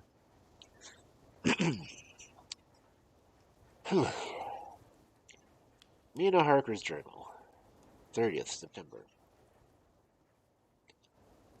When we met with Dr. Seward's study 2 hours after dinner, which had been at 6 o'clock, we unconsciously formed a sort of committee or board. Professor Van Helsing took the head of the table, to which Dr. Seward motioned him as he came into the room. He made me sit next to him on his right, and acted as if I was his secretary. Jonathan sat next to me. Opposite of us were Lord Godalming and Dr. Seward and Mr. Morse. Lord Godalming being next to the professor, and Dr. Seward the center. The professor said, I may, I suppose, take it that we are all acquainted with the facts that are in these papers. We all expressed assent, and he went on. And then it were, I think, good that I tell you something of the kind of enemy with which we have to deal. I shall then make known to you something of the history of this man, which has been ascertained to me. So we can then discuss how we shall act, and can take our measure according. There are such things as vampires, some of us as evidence that they exist. Even had we not proof of our own unhappy experience, the teachings and the records of the past give proof to the same peoples. I admit that at first I was skeptic. Were it not that through the long years I have trained myself to keep an open mind, I could not have believed until such time the fact of my ear. See, I prove. Alas, had I known that at first what I know now, nay, had I even guessed at him, one so precious life had been spared to the others, of which who did love her. But that is gone, and we must now work, so other souls perish not, what we can save.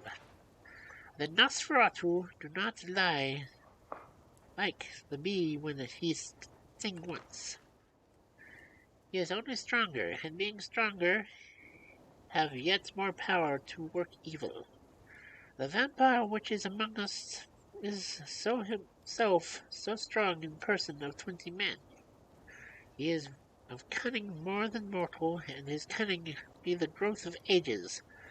He have still the aids of necromancy, which is, in his etymology imply, divination by the dead, and all the dead that he can come nigh are him to command.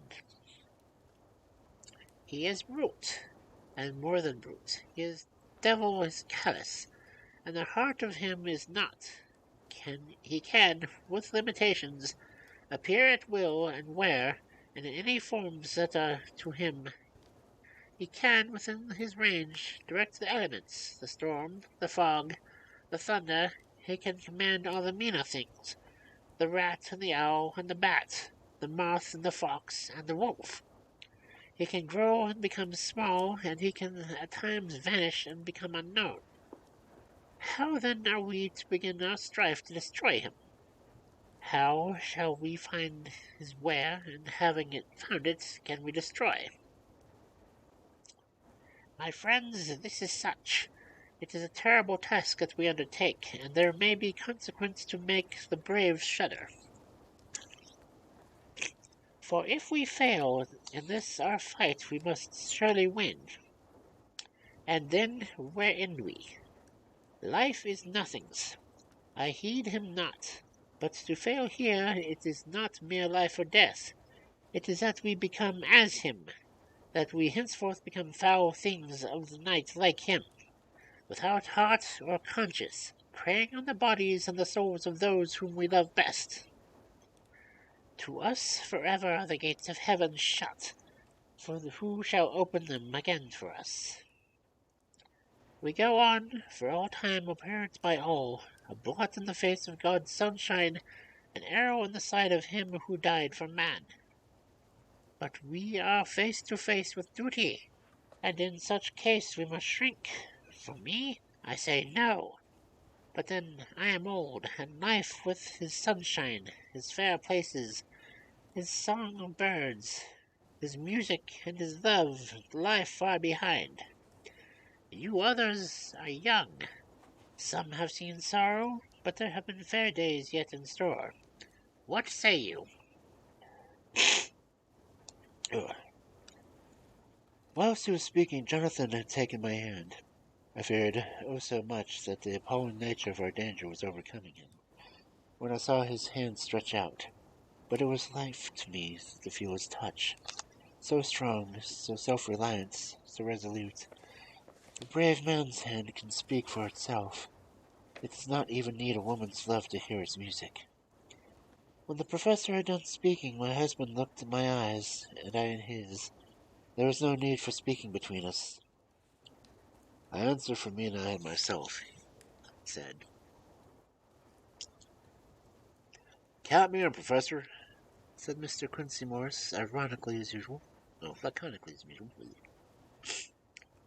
I'm with you, said Lord Godalming, for Lucy's sake, if for no other reason. Dr. Seward simply nodded. The professor stood up, and after laying his golden crucifix on the table, held out his hand on the other side. I took his right, and Lord Godalming his left. Jonathan held my right, and with his left he stretched across to Mr. Morris. So we all took hands. Our solemn compact was made. I felt my heart icy cold, but it did not even occur to me to draw back. Sorry for not changing my voice. I felt we resumed our places. Dr. Van Helsing went on to a sort of cheerfulness which showed that the serious work had begun. It was to be taken as gravely and as business-like way as men, as in any other transaction of life. Well, you know what we have to contend against, but we, too, are not without strength. We have on our side a power of combination, a power denied to the vampire kind. We have the resources of science.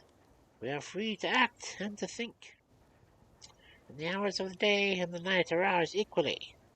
In fact, so far as our powers extend, we are unfettered and we are free to use them.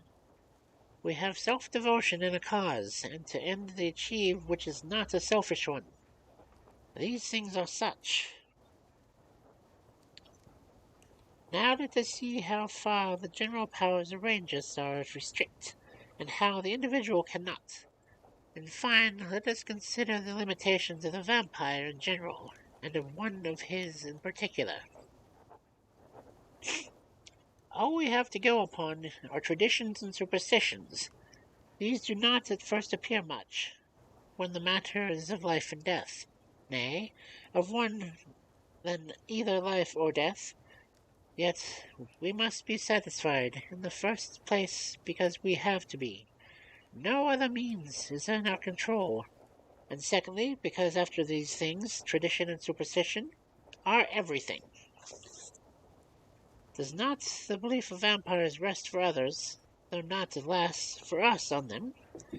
A year ago, which of us would have received such a possibility, in the midst of our scientific, skeptical, matter-of-fact 19th century? We even scoffed at belief that we saw justified under our own eyes. Take it, then, that the vampire, the belief in his limitations and his cure, are the rest of the moment on the same base. For, let me tell you, he is known everywhere that men have been. In old Greece, in old Rome, he flourished in Germany all over, in France, in India, even in the Cherusine, and in China.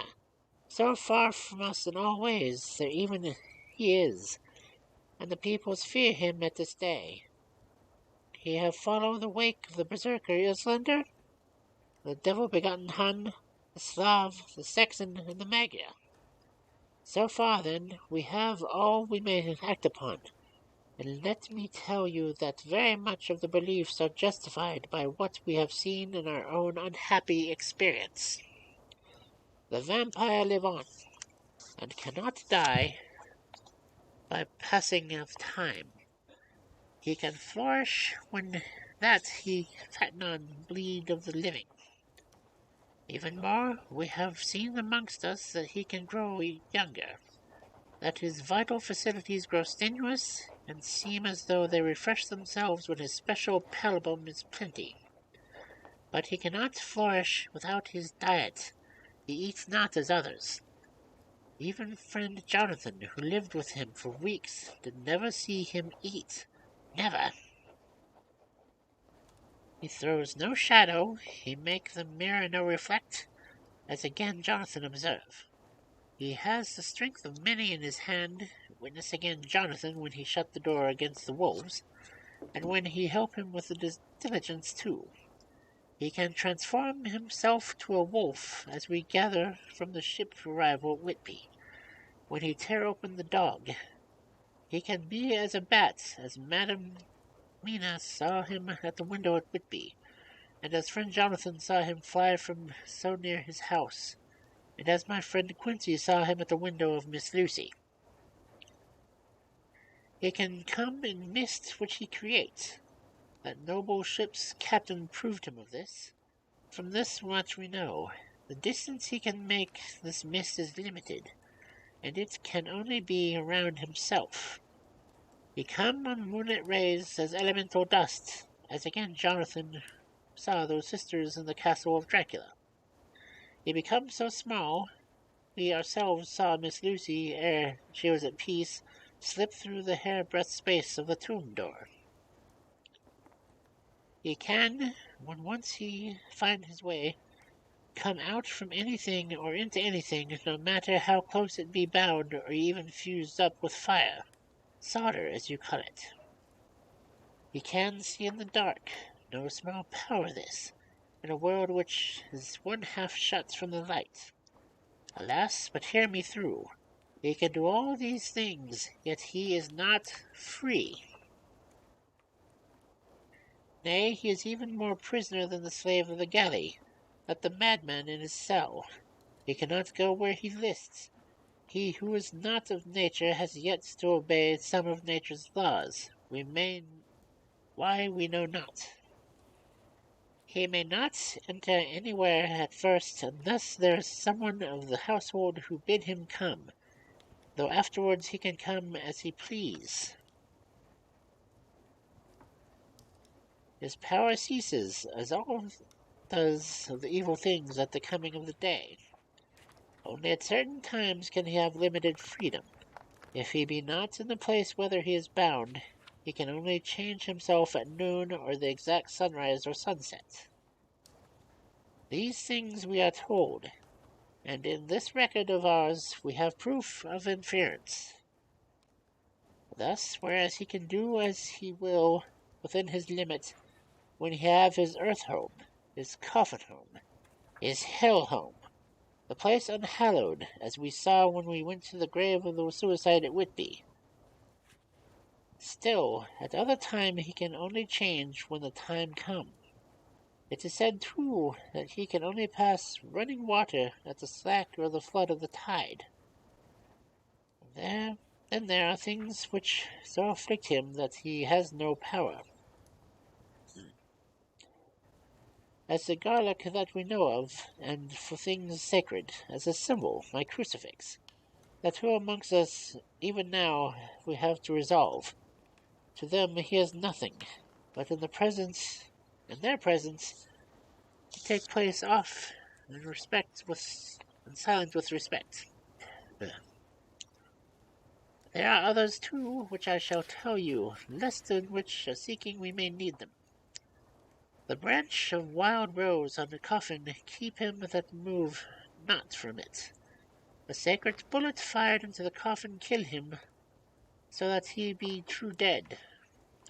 And as for the stake through the heart, we know already of its peace, for cut off the head and giveth the rest. We have seen it with our eyes.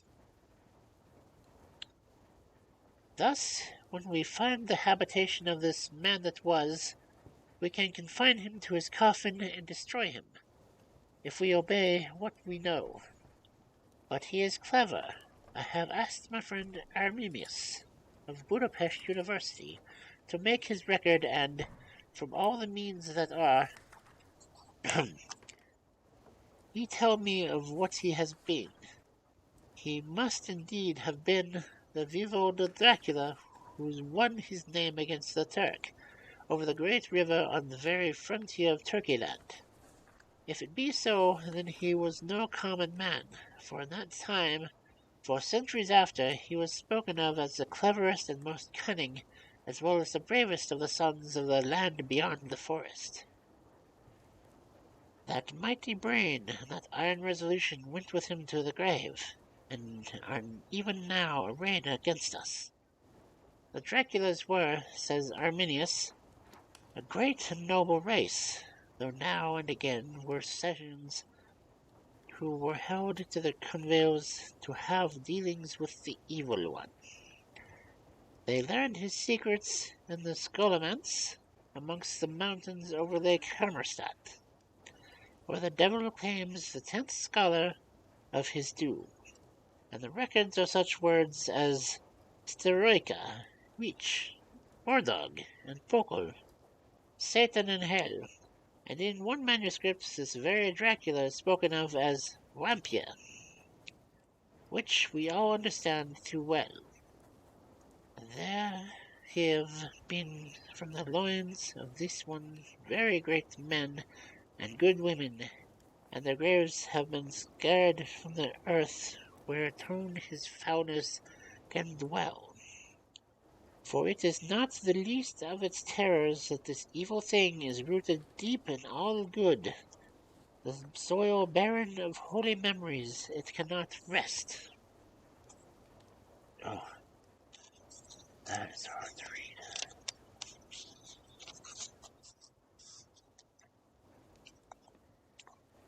Whilst they were talking, Mr. Morris was looking steadily at the window. He now got up quietly and went out of the room. There was a little pause, and then the professor went on. Now we must settle what to do. We have much data here, and we must proceed to lay out our campaign. We know from an inquiry of Jonathan's that from the castle of Whitby came 50 boxes of earth, all that which were delivered at Carfax. We also know that at least some of these boxes have been removed. It seems to me that our first step should be to ascertain whether all the rest remain in the house beyond that wall where we look today, and whether any more have been removed. If the latter, we must trace.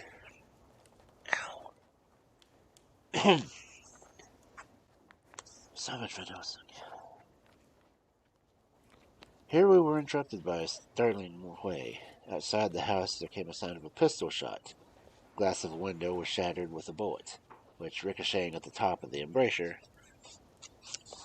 and struck the far wall of the room. I am afraid at my own heart the coward, for I shrieked out. The men all jumped to their feet. Lord Godalming flew over to the window and threw up the sash. As he did, we heard Mr. Morris's voice without. "Sir, I fear I must have alarmed you. I shall come in and tell you about it."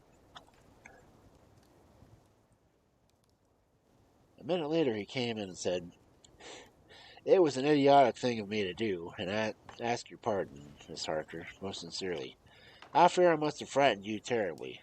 But the fact is that whilst the professor was talking, there came a big bat and sat on the window sill. I got out of such horror and damn brutes from the recent events that I cannot stand them. And I went out to have a shot, and as I was been doing so late in the evenings whenever I see one. You used to laugh at me when I did it for them, Art." "Did you hit it?" asked Van Helsing. "I don't know. I fancy not, for it flew away in the wood." Without saying any more, he took a seat. The professor began to resume his statement. "We must trace each of these boxes, and when we are ready we must either capture or kill this monster in his lair, or we must, so to speak, sterilize the earth, so that none more can seek the safety in it. Thus, in the way we must find way to end him in his form of man between the hours of noon and sunset, and so engage him when he is at his most weak. And now for you, Madamina. This night is the end until all be well. You are too precious to us to have such risk. When we part tonight, you must no more question. We shall tell you all in good time. We are men and are able to bear, but you must be our star and our hope, and we shall act all the more free that you are not in the danger, such as we are." All the men, even Jonathan, seemed relieved, but it did not seem to me that they should be in grave danger, and perhaps lessen their safety, the strength being the best safety, through care of me, but their minds were made up, and though it was a bitter pill for me to swallow, I could say nothing save to accept their chivalrous care of me. Mr. Morris resumed the discussion. "There is no time to lose. I vote that we have a look at this house right away. Time is everything with him, and swift action on our part may save another victim." I own that my heart began to fail me at this time when the action came so close, but I did not say anything, for I had a greater fear that if I appeared to drag or hindrance to their work, they may leave me out of their counsels altogether. I have now gone off to Carfax with means to get into the house. Manlike, they have told me to go to bed and sleep, as if a woman in sleep with those she loves is in danger. I shall lie down and pretend to sleep, lest Jonathan be added anxiety about me when he returns.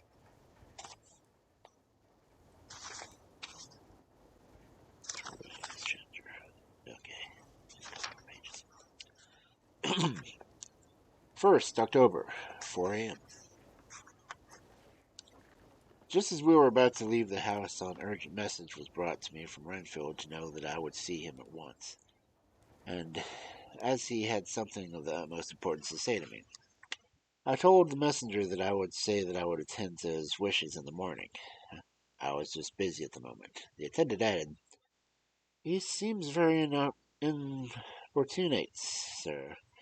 I've never seen him so eager. I don't know but what, if you don't see him soon, he will have one of his violent fits." I knew the man would not have said this without some cause, so I said, "All right, I will go now." And I asked the others to wait a few minutes for me, as I had to go and see my patient. "Take me with you, friends, John," said the professor. "His case in your diary interests me much, and it had bearing, too, and now and again in our case. I should much like to see him, and especially when his mind is disturbed." "May I come also?" said Lord Galbraith. "Me too," said Quincy Morris. I nodded, and we all went down to the passage together. We found him in a state of considerable excitement, but far more rational in his speech and manner than I had ever seen it. There was an unusual understanding of himself, which was unlike anything I had ever met with a lunatic, and he took it for granted that his reasons would prevail with others entirely sane. We all four went into the room, and none of the others at first said anything. His request was that I would at once release him in the asylum and send him home. This was backed up with the arguments regarding the complete recovery, and I abducted his own existing sanity. I appeal to your friends, he said. They will perhaps not not mind sitting in judgment on my case. By the way, you have not introduced me.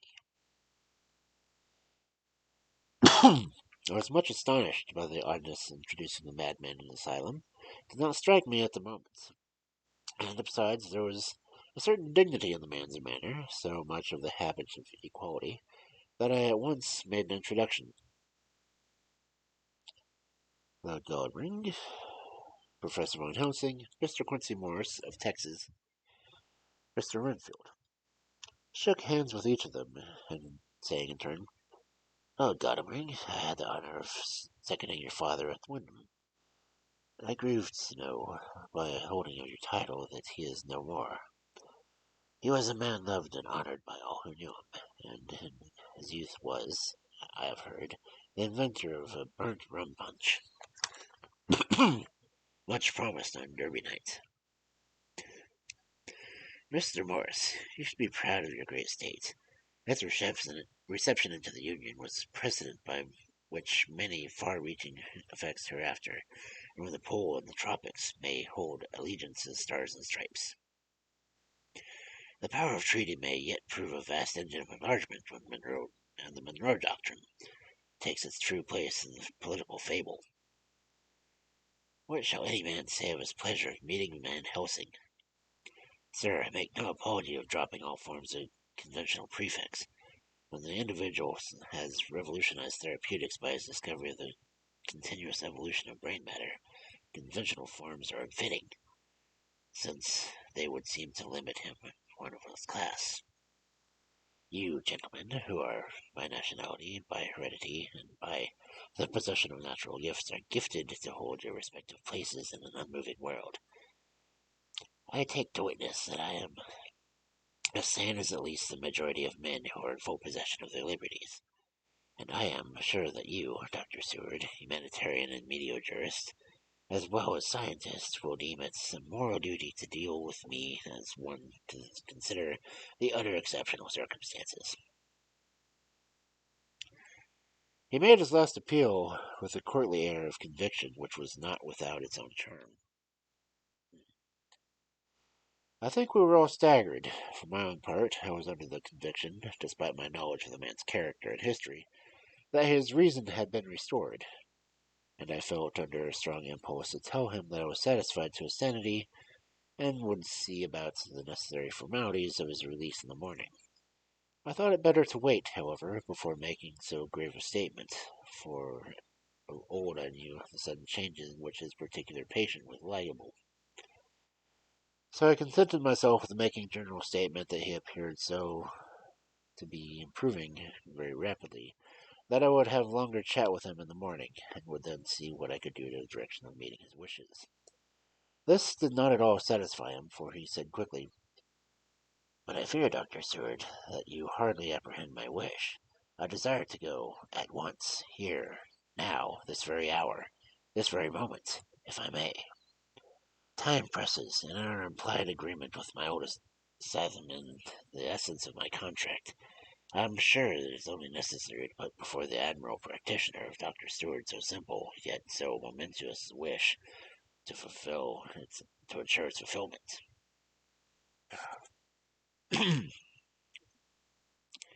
He looked at me keenly, and seeing the negative on my face, turned to the others. I then scrutinized them closely.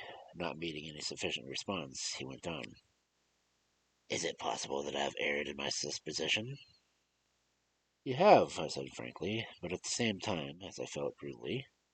There was a conditional pause, and then he said slowly, "Then I suppose I must shift my ground of request.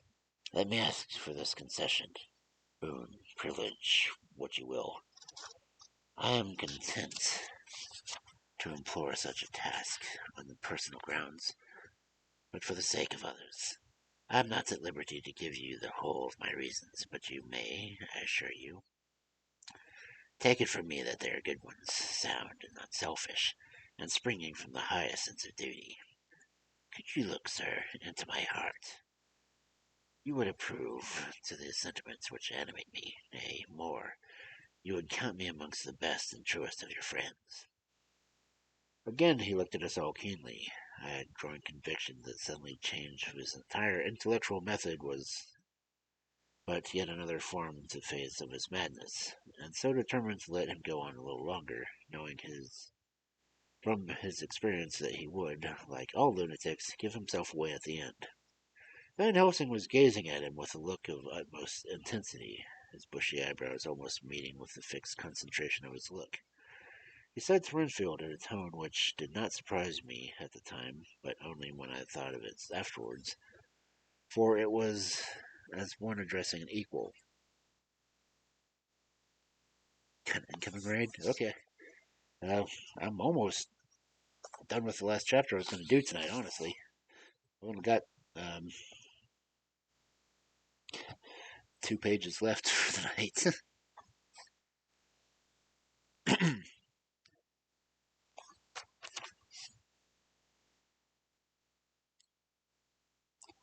Come, sir, bethink yourself. You claim the privilege of reason in the highest degree, since you seek to impress us with your complete reasonability.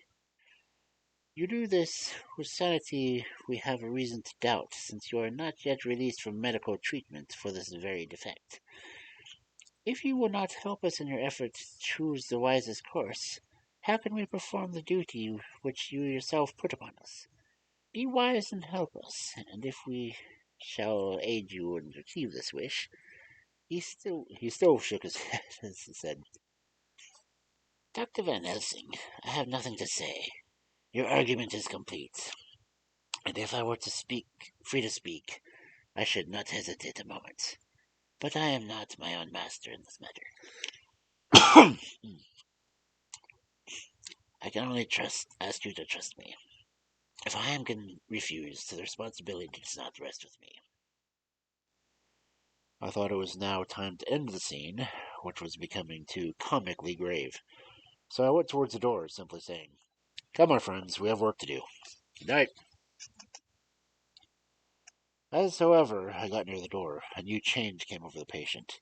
He moved towards me so quickly that for a moment I feared that he was about to make another homicidal attack. My fears, however, were groundless, for he held up 2 hands imploringly and made his petition in a moving manner. As he saw that the very excess of his emotion was mitigating against him, or restoring us more to our old relations, he became more demonstrative. I glanced at Van Helsing and saw my conviction reflected in his eyes, so I became a little more fixed in my manner, if not more stern, and motioned to him that his efforts were unavailing. I had previously seen something of sane, constantly growing excitement in him when he had to make his own requests of time at which he had thought much. Such, for instance, as when he wanted a cat, and when I prepared to see the collapse into the same sullen acquiescence of the occasion. My expectation was not realized, for when he found that his appeal would not be successful, he had gone into quite frantic condition. He threw himself on his knees and held up his hands, wringing them in plaintive supplication, and poured forth a torrent of entreaty, with the tears rolling down his cheeks and his whole face in form expressive of the deepest emotion. Let me entreat you, Dr. Steward. I implore you. Let me out of this house at once. Send me away, how you will, and where you will. Send keepers with me with whips and chains. Let them take me in the strait waistcoats, manacled leg irons, good as a goal. But let me go out of this. You don't know you do by keeping me here. I am speaking from the depths of my heart, my very soul. I can't do this voice much longer. You don't know whom you wrong, and how, or I may tell not. Woe is it me, may not tell. By all you hold sacred, by all you hold dear, by your love that is lost, by your hope that lives, for the sake of the Almighty, take me out of this and save my soul from guilt. Can't you hear me, man? Can't you understand?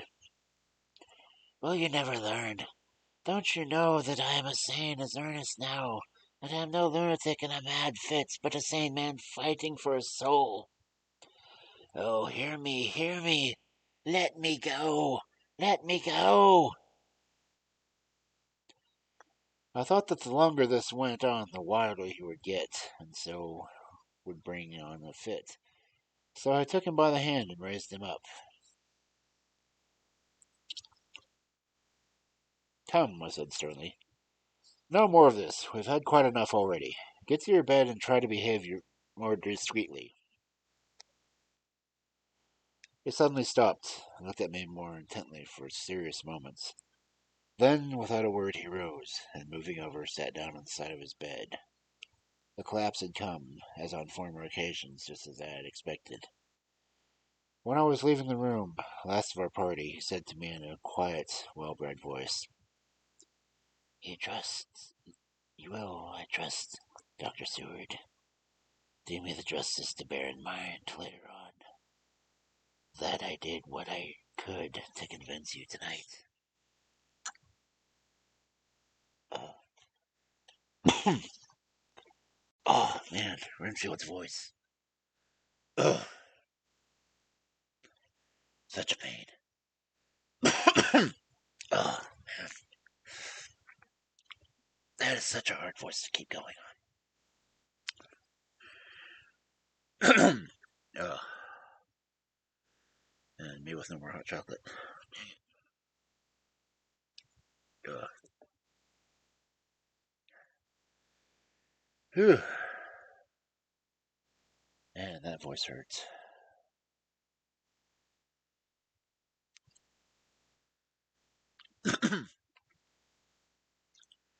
Time is it? 11:06. Hard 2 hours right there. Ouch. Oh, man. Okay, who are you? How did you find me? Oh, baby. Man, trying trying to do Renfield's voice. That just that was killing me.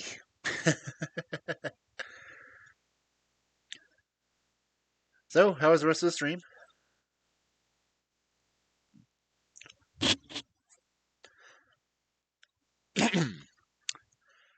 For those of you who don't know me yet, I'm Kentron. I'm the Wolf Storyteller.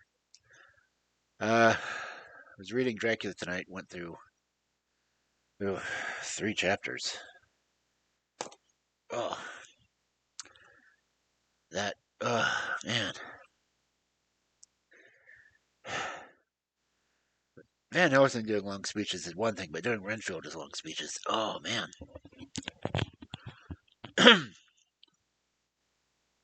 I mean, there is one thing to be speaking like this as Van Helsing, But trying to speak like this as Renfield, oh god, kill me now.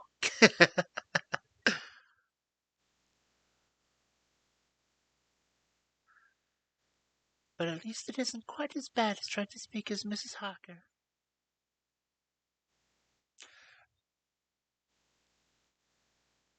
Oh yeah, it gets painful after a while. Oh, I can't believe that Renfield having such a complicated speech this time. I mean, they gave Renfield a full, almost page of just him explaining how he's sane now. Ugh.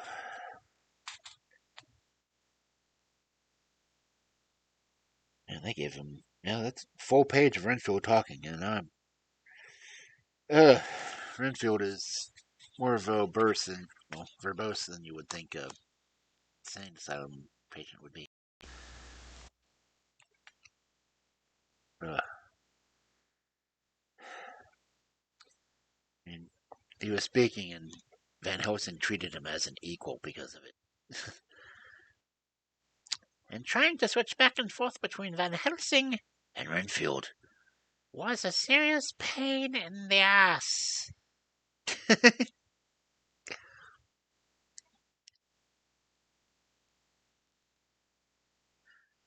Speaking patterns.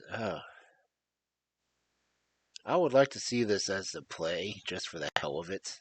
But still. Uh,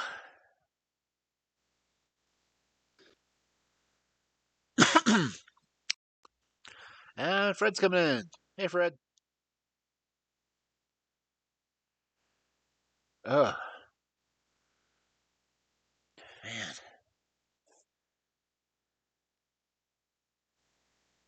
Nothing else. Trying to do this voice as clear as. Oh. Sorry about that. Oh.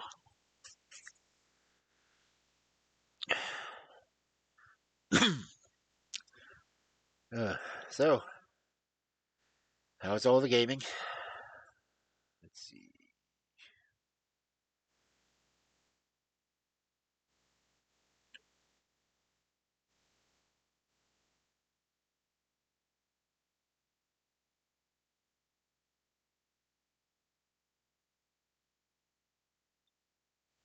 So I can type one in.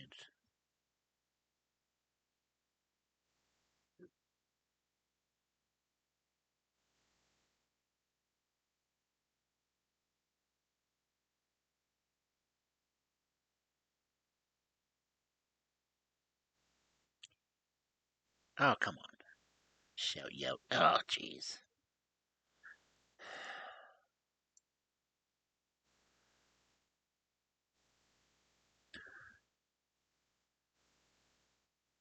I don't know why.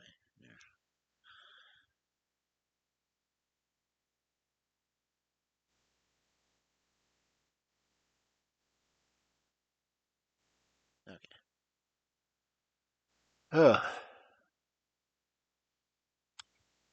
Had fun in Divinity finally? Were you not having fun in Divinity beforehand, or was it just not working right now?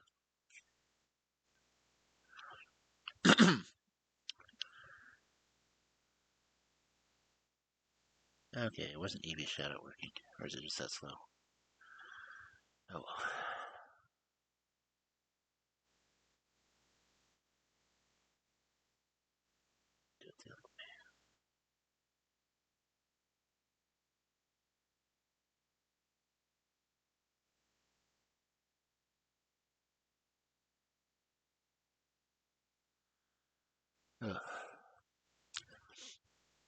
I haven't tried it in the Divinity games yet.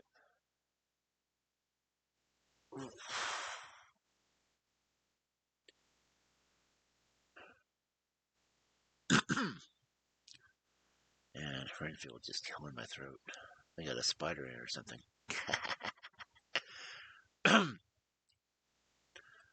and Renfield speaking civilly to Mina and civilly in front of all the other ones. Man, killing my throat trying to cover those.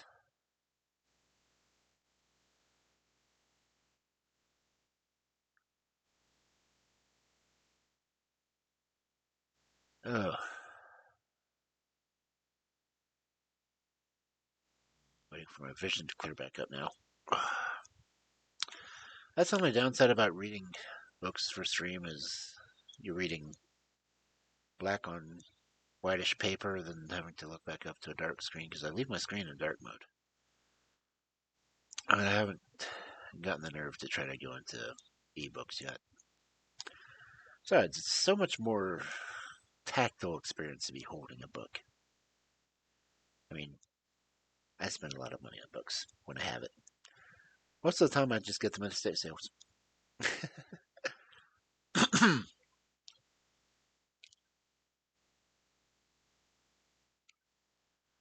uh,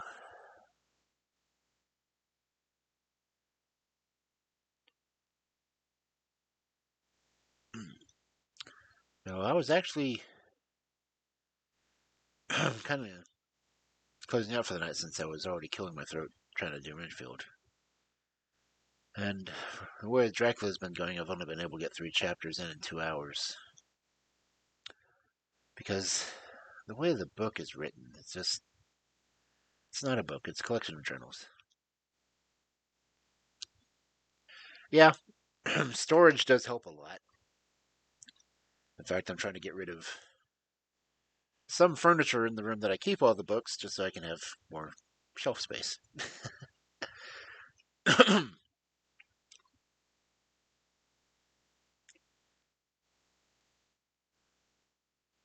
I definitely do like the fact that there is a dark mode for reading books online, but I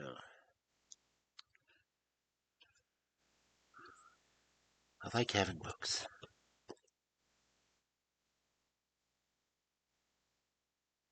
Especially when I can find century-old books. Because the smell of decaying paper, I don't know, just, yeah, gets me.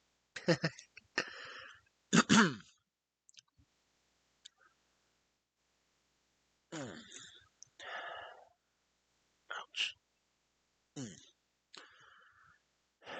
I should really try to stretch sometimes when I'm reading.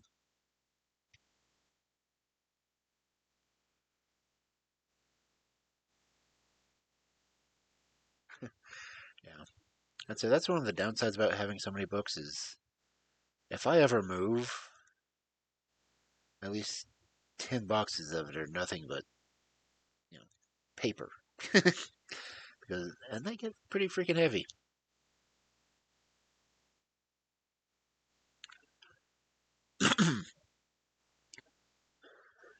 Anyway, I do have something since I've got so many people here that I would like people to do for me.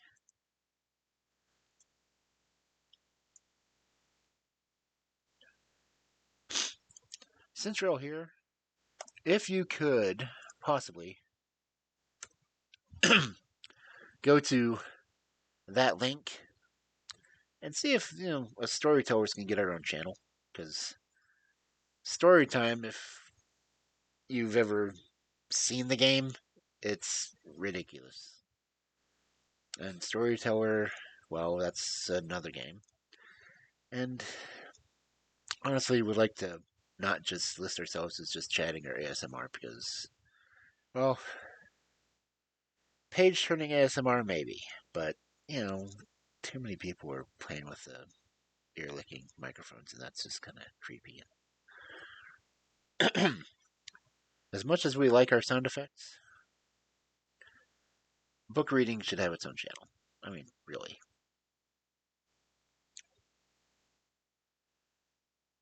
Ow. Oh, Pokemon dropping stuff on me. Okay.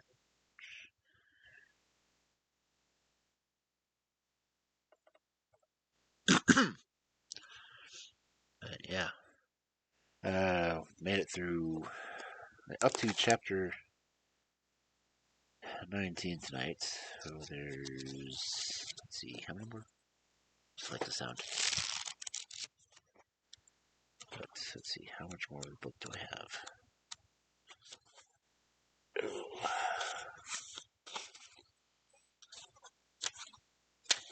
Of course, the chapters aren't numbered in this thing. So I'm on page 206.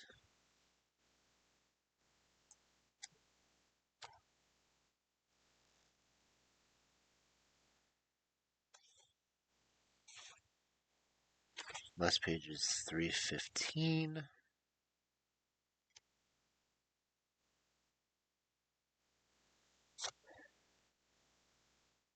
Cool. So only got one more third of the book to go. Thank you. I'd say if you can, or anyone else. I thought I had that originally pinned at the top of the chat, but okay. Yeah, it's pinned up there.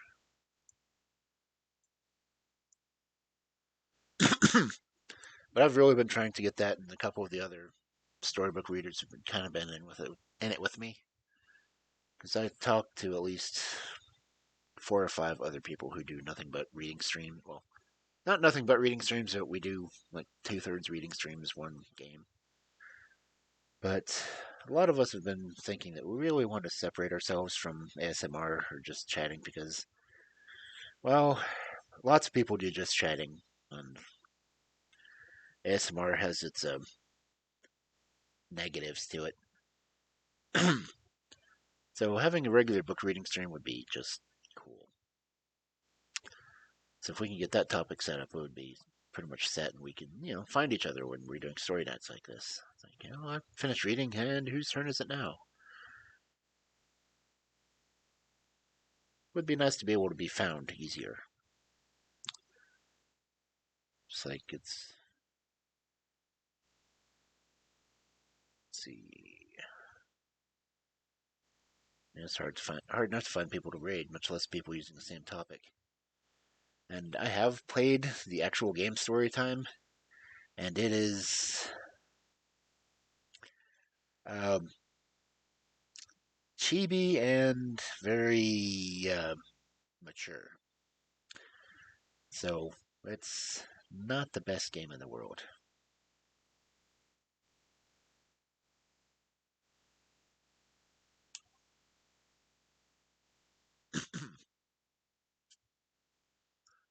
But yeah, um, since you guys came in kind of at the end of it, you have any raid suggestions that you want to pass on?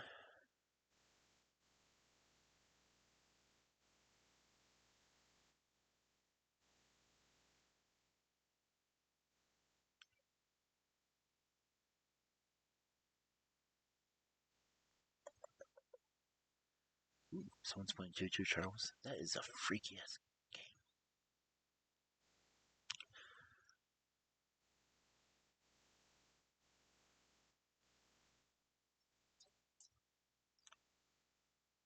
Oh, I just noticed that I'm 6 followers away from my forward goal. Cool. I'm almost at 200. Nice.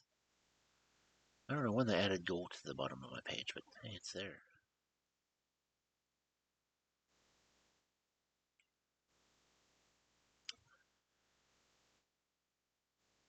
So, anyone have any raid suggestions? Anyone you want me to attack? Because I finally got a raid message programmed. Raid for forward. Raid F. But yeah, storybook raid. Yeah, that's a fun one.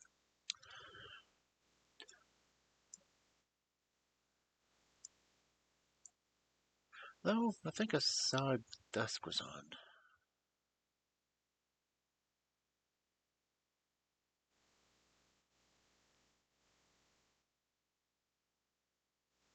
Oh, I saw her. Where'd you go? Oh, Cardin's playing Plague Tale.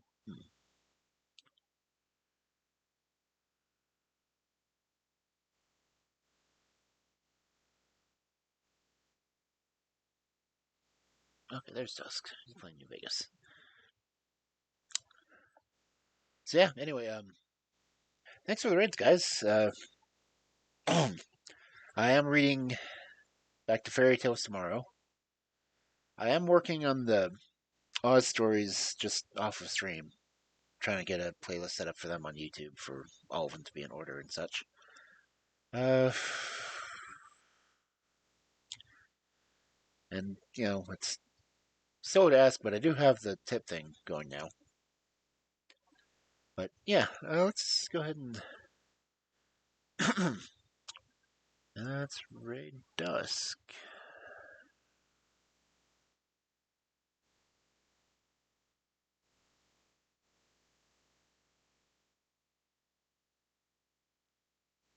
How did Shield not show up on that? That's weird.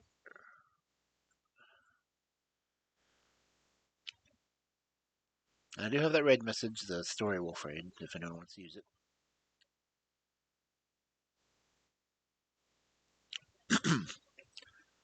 But yeah, again, thank you everyone for coming in.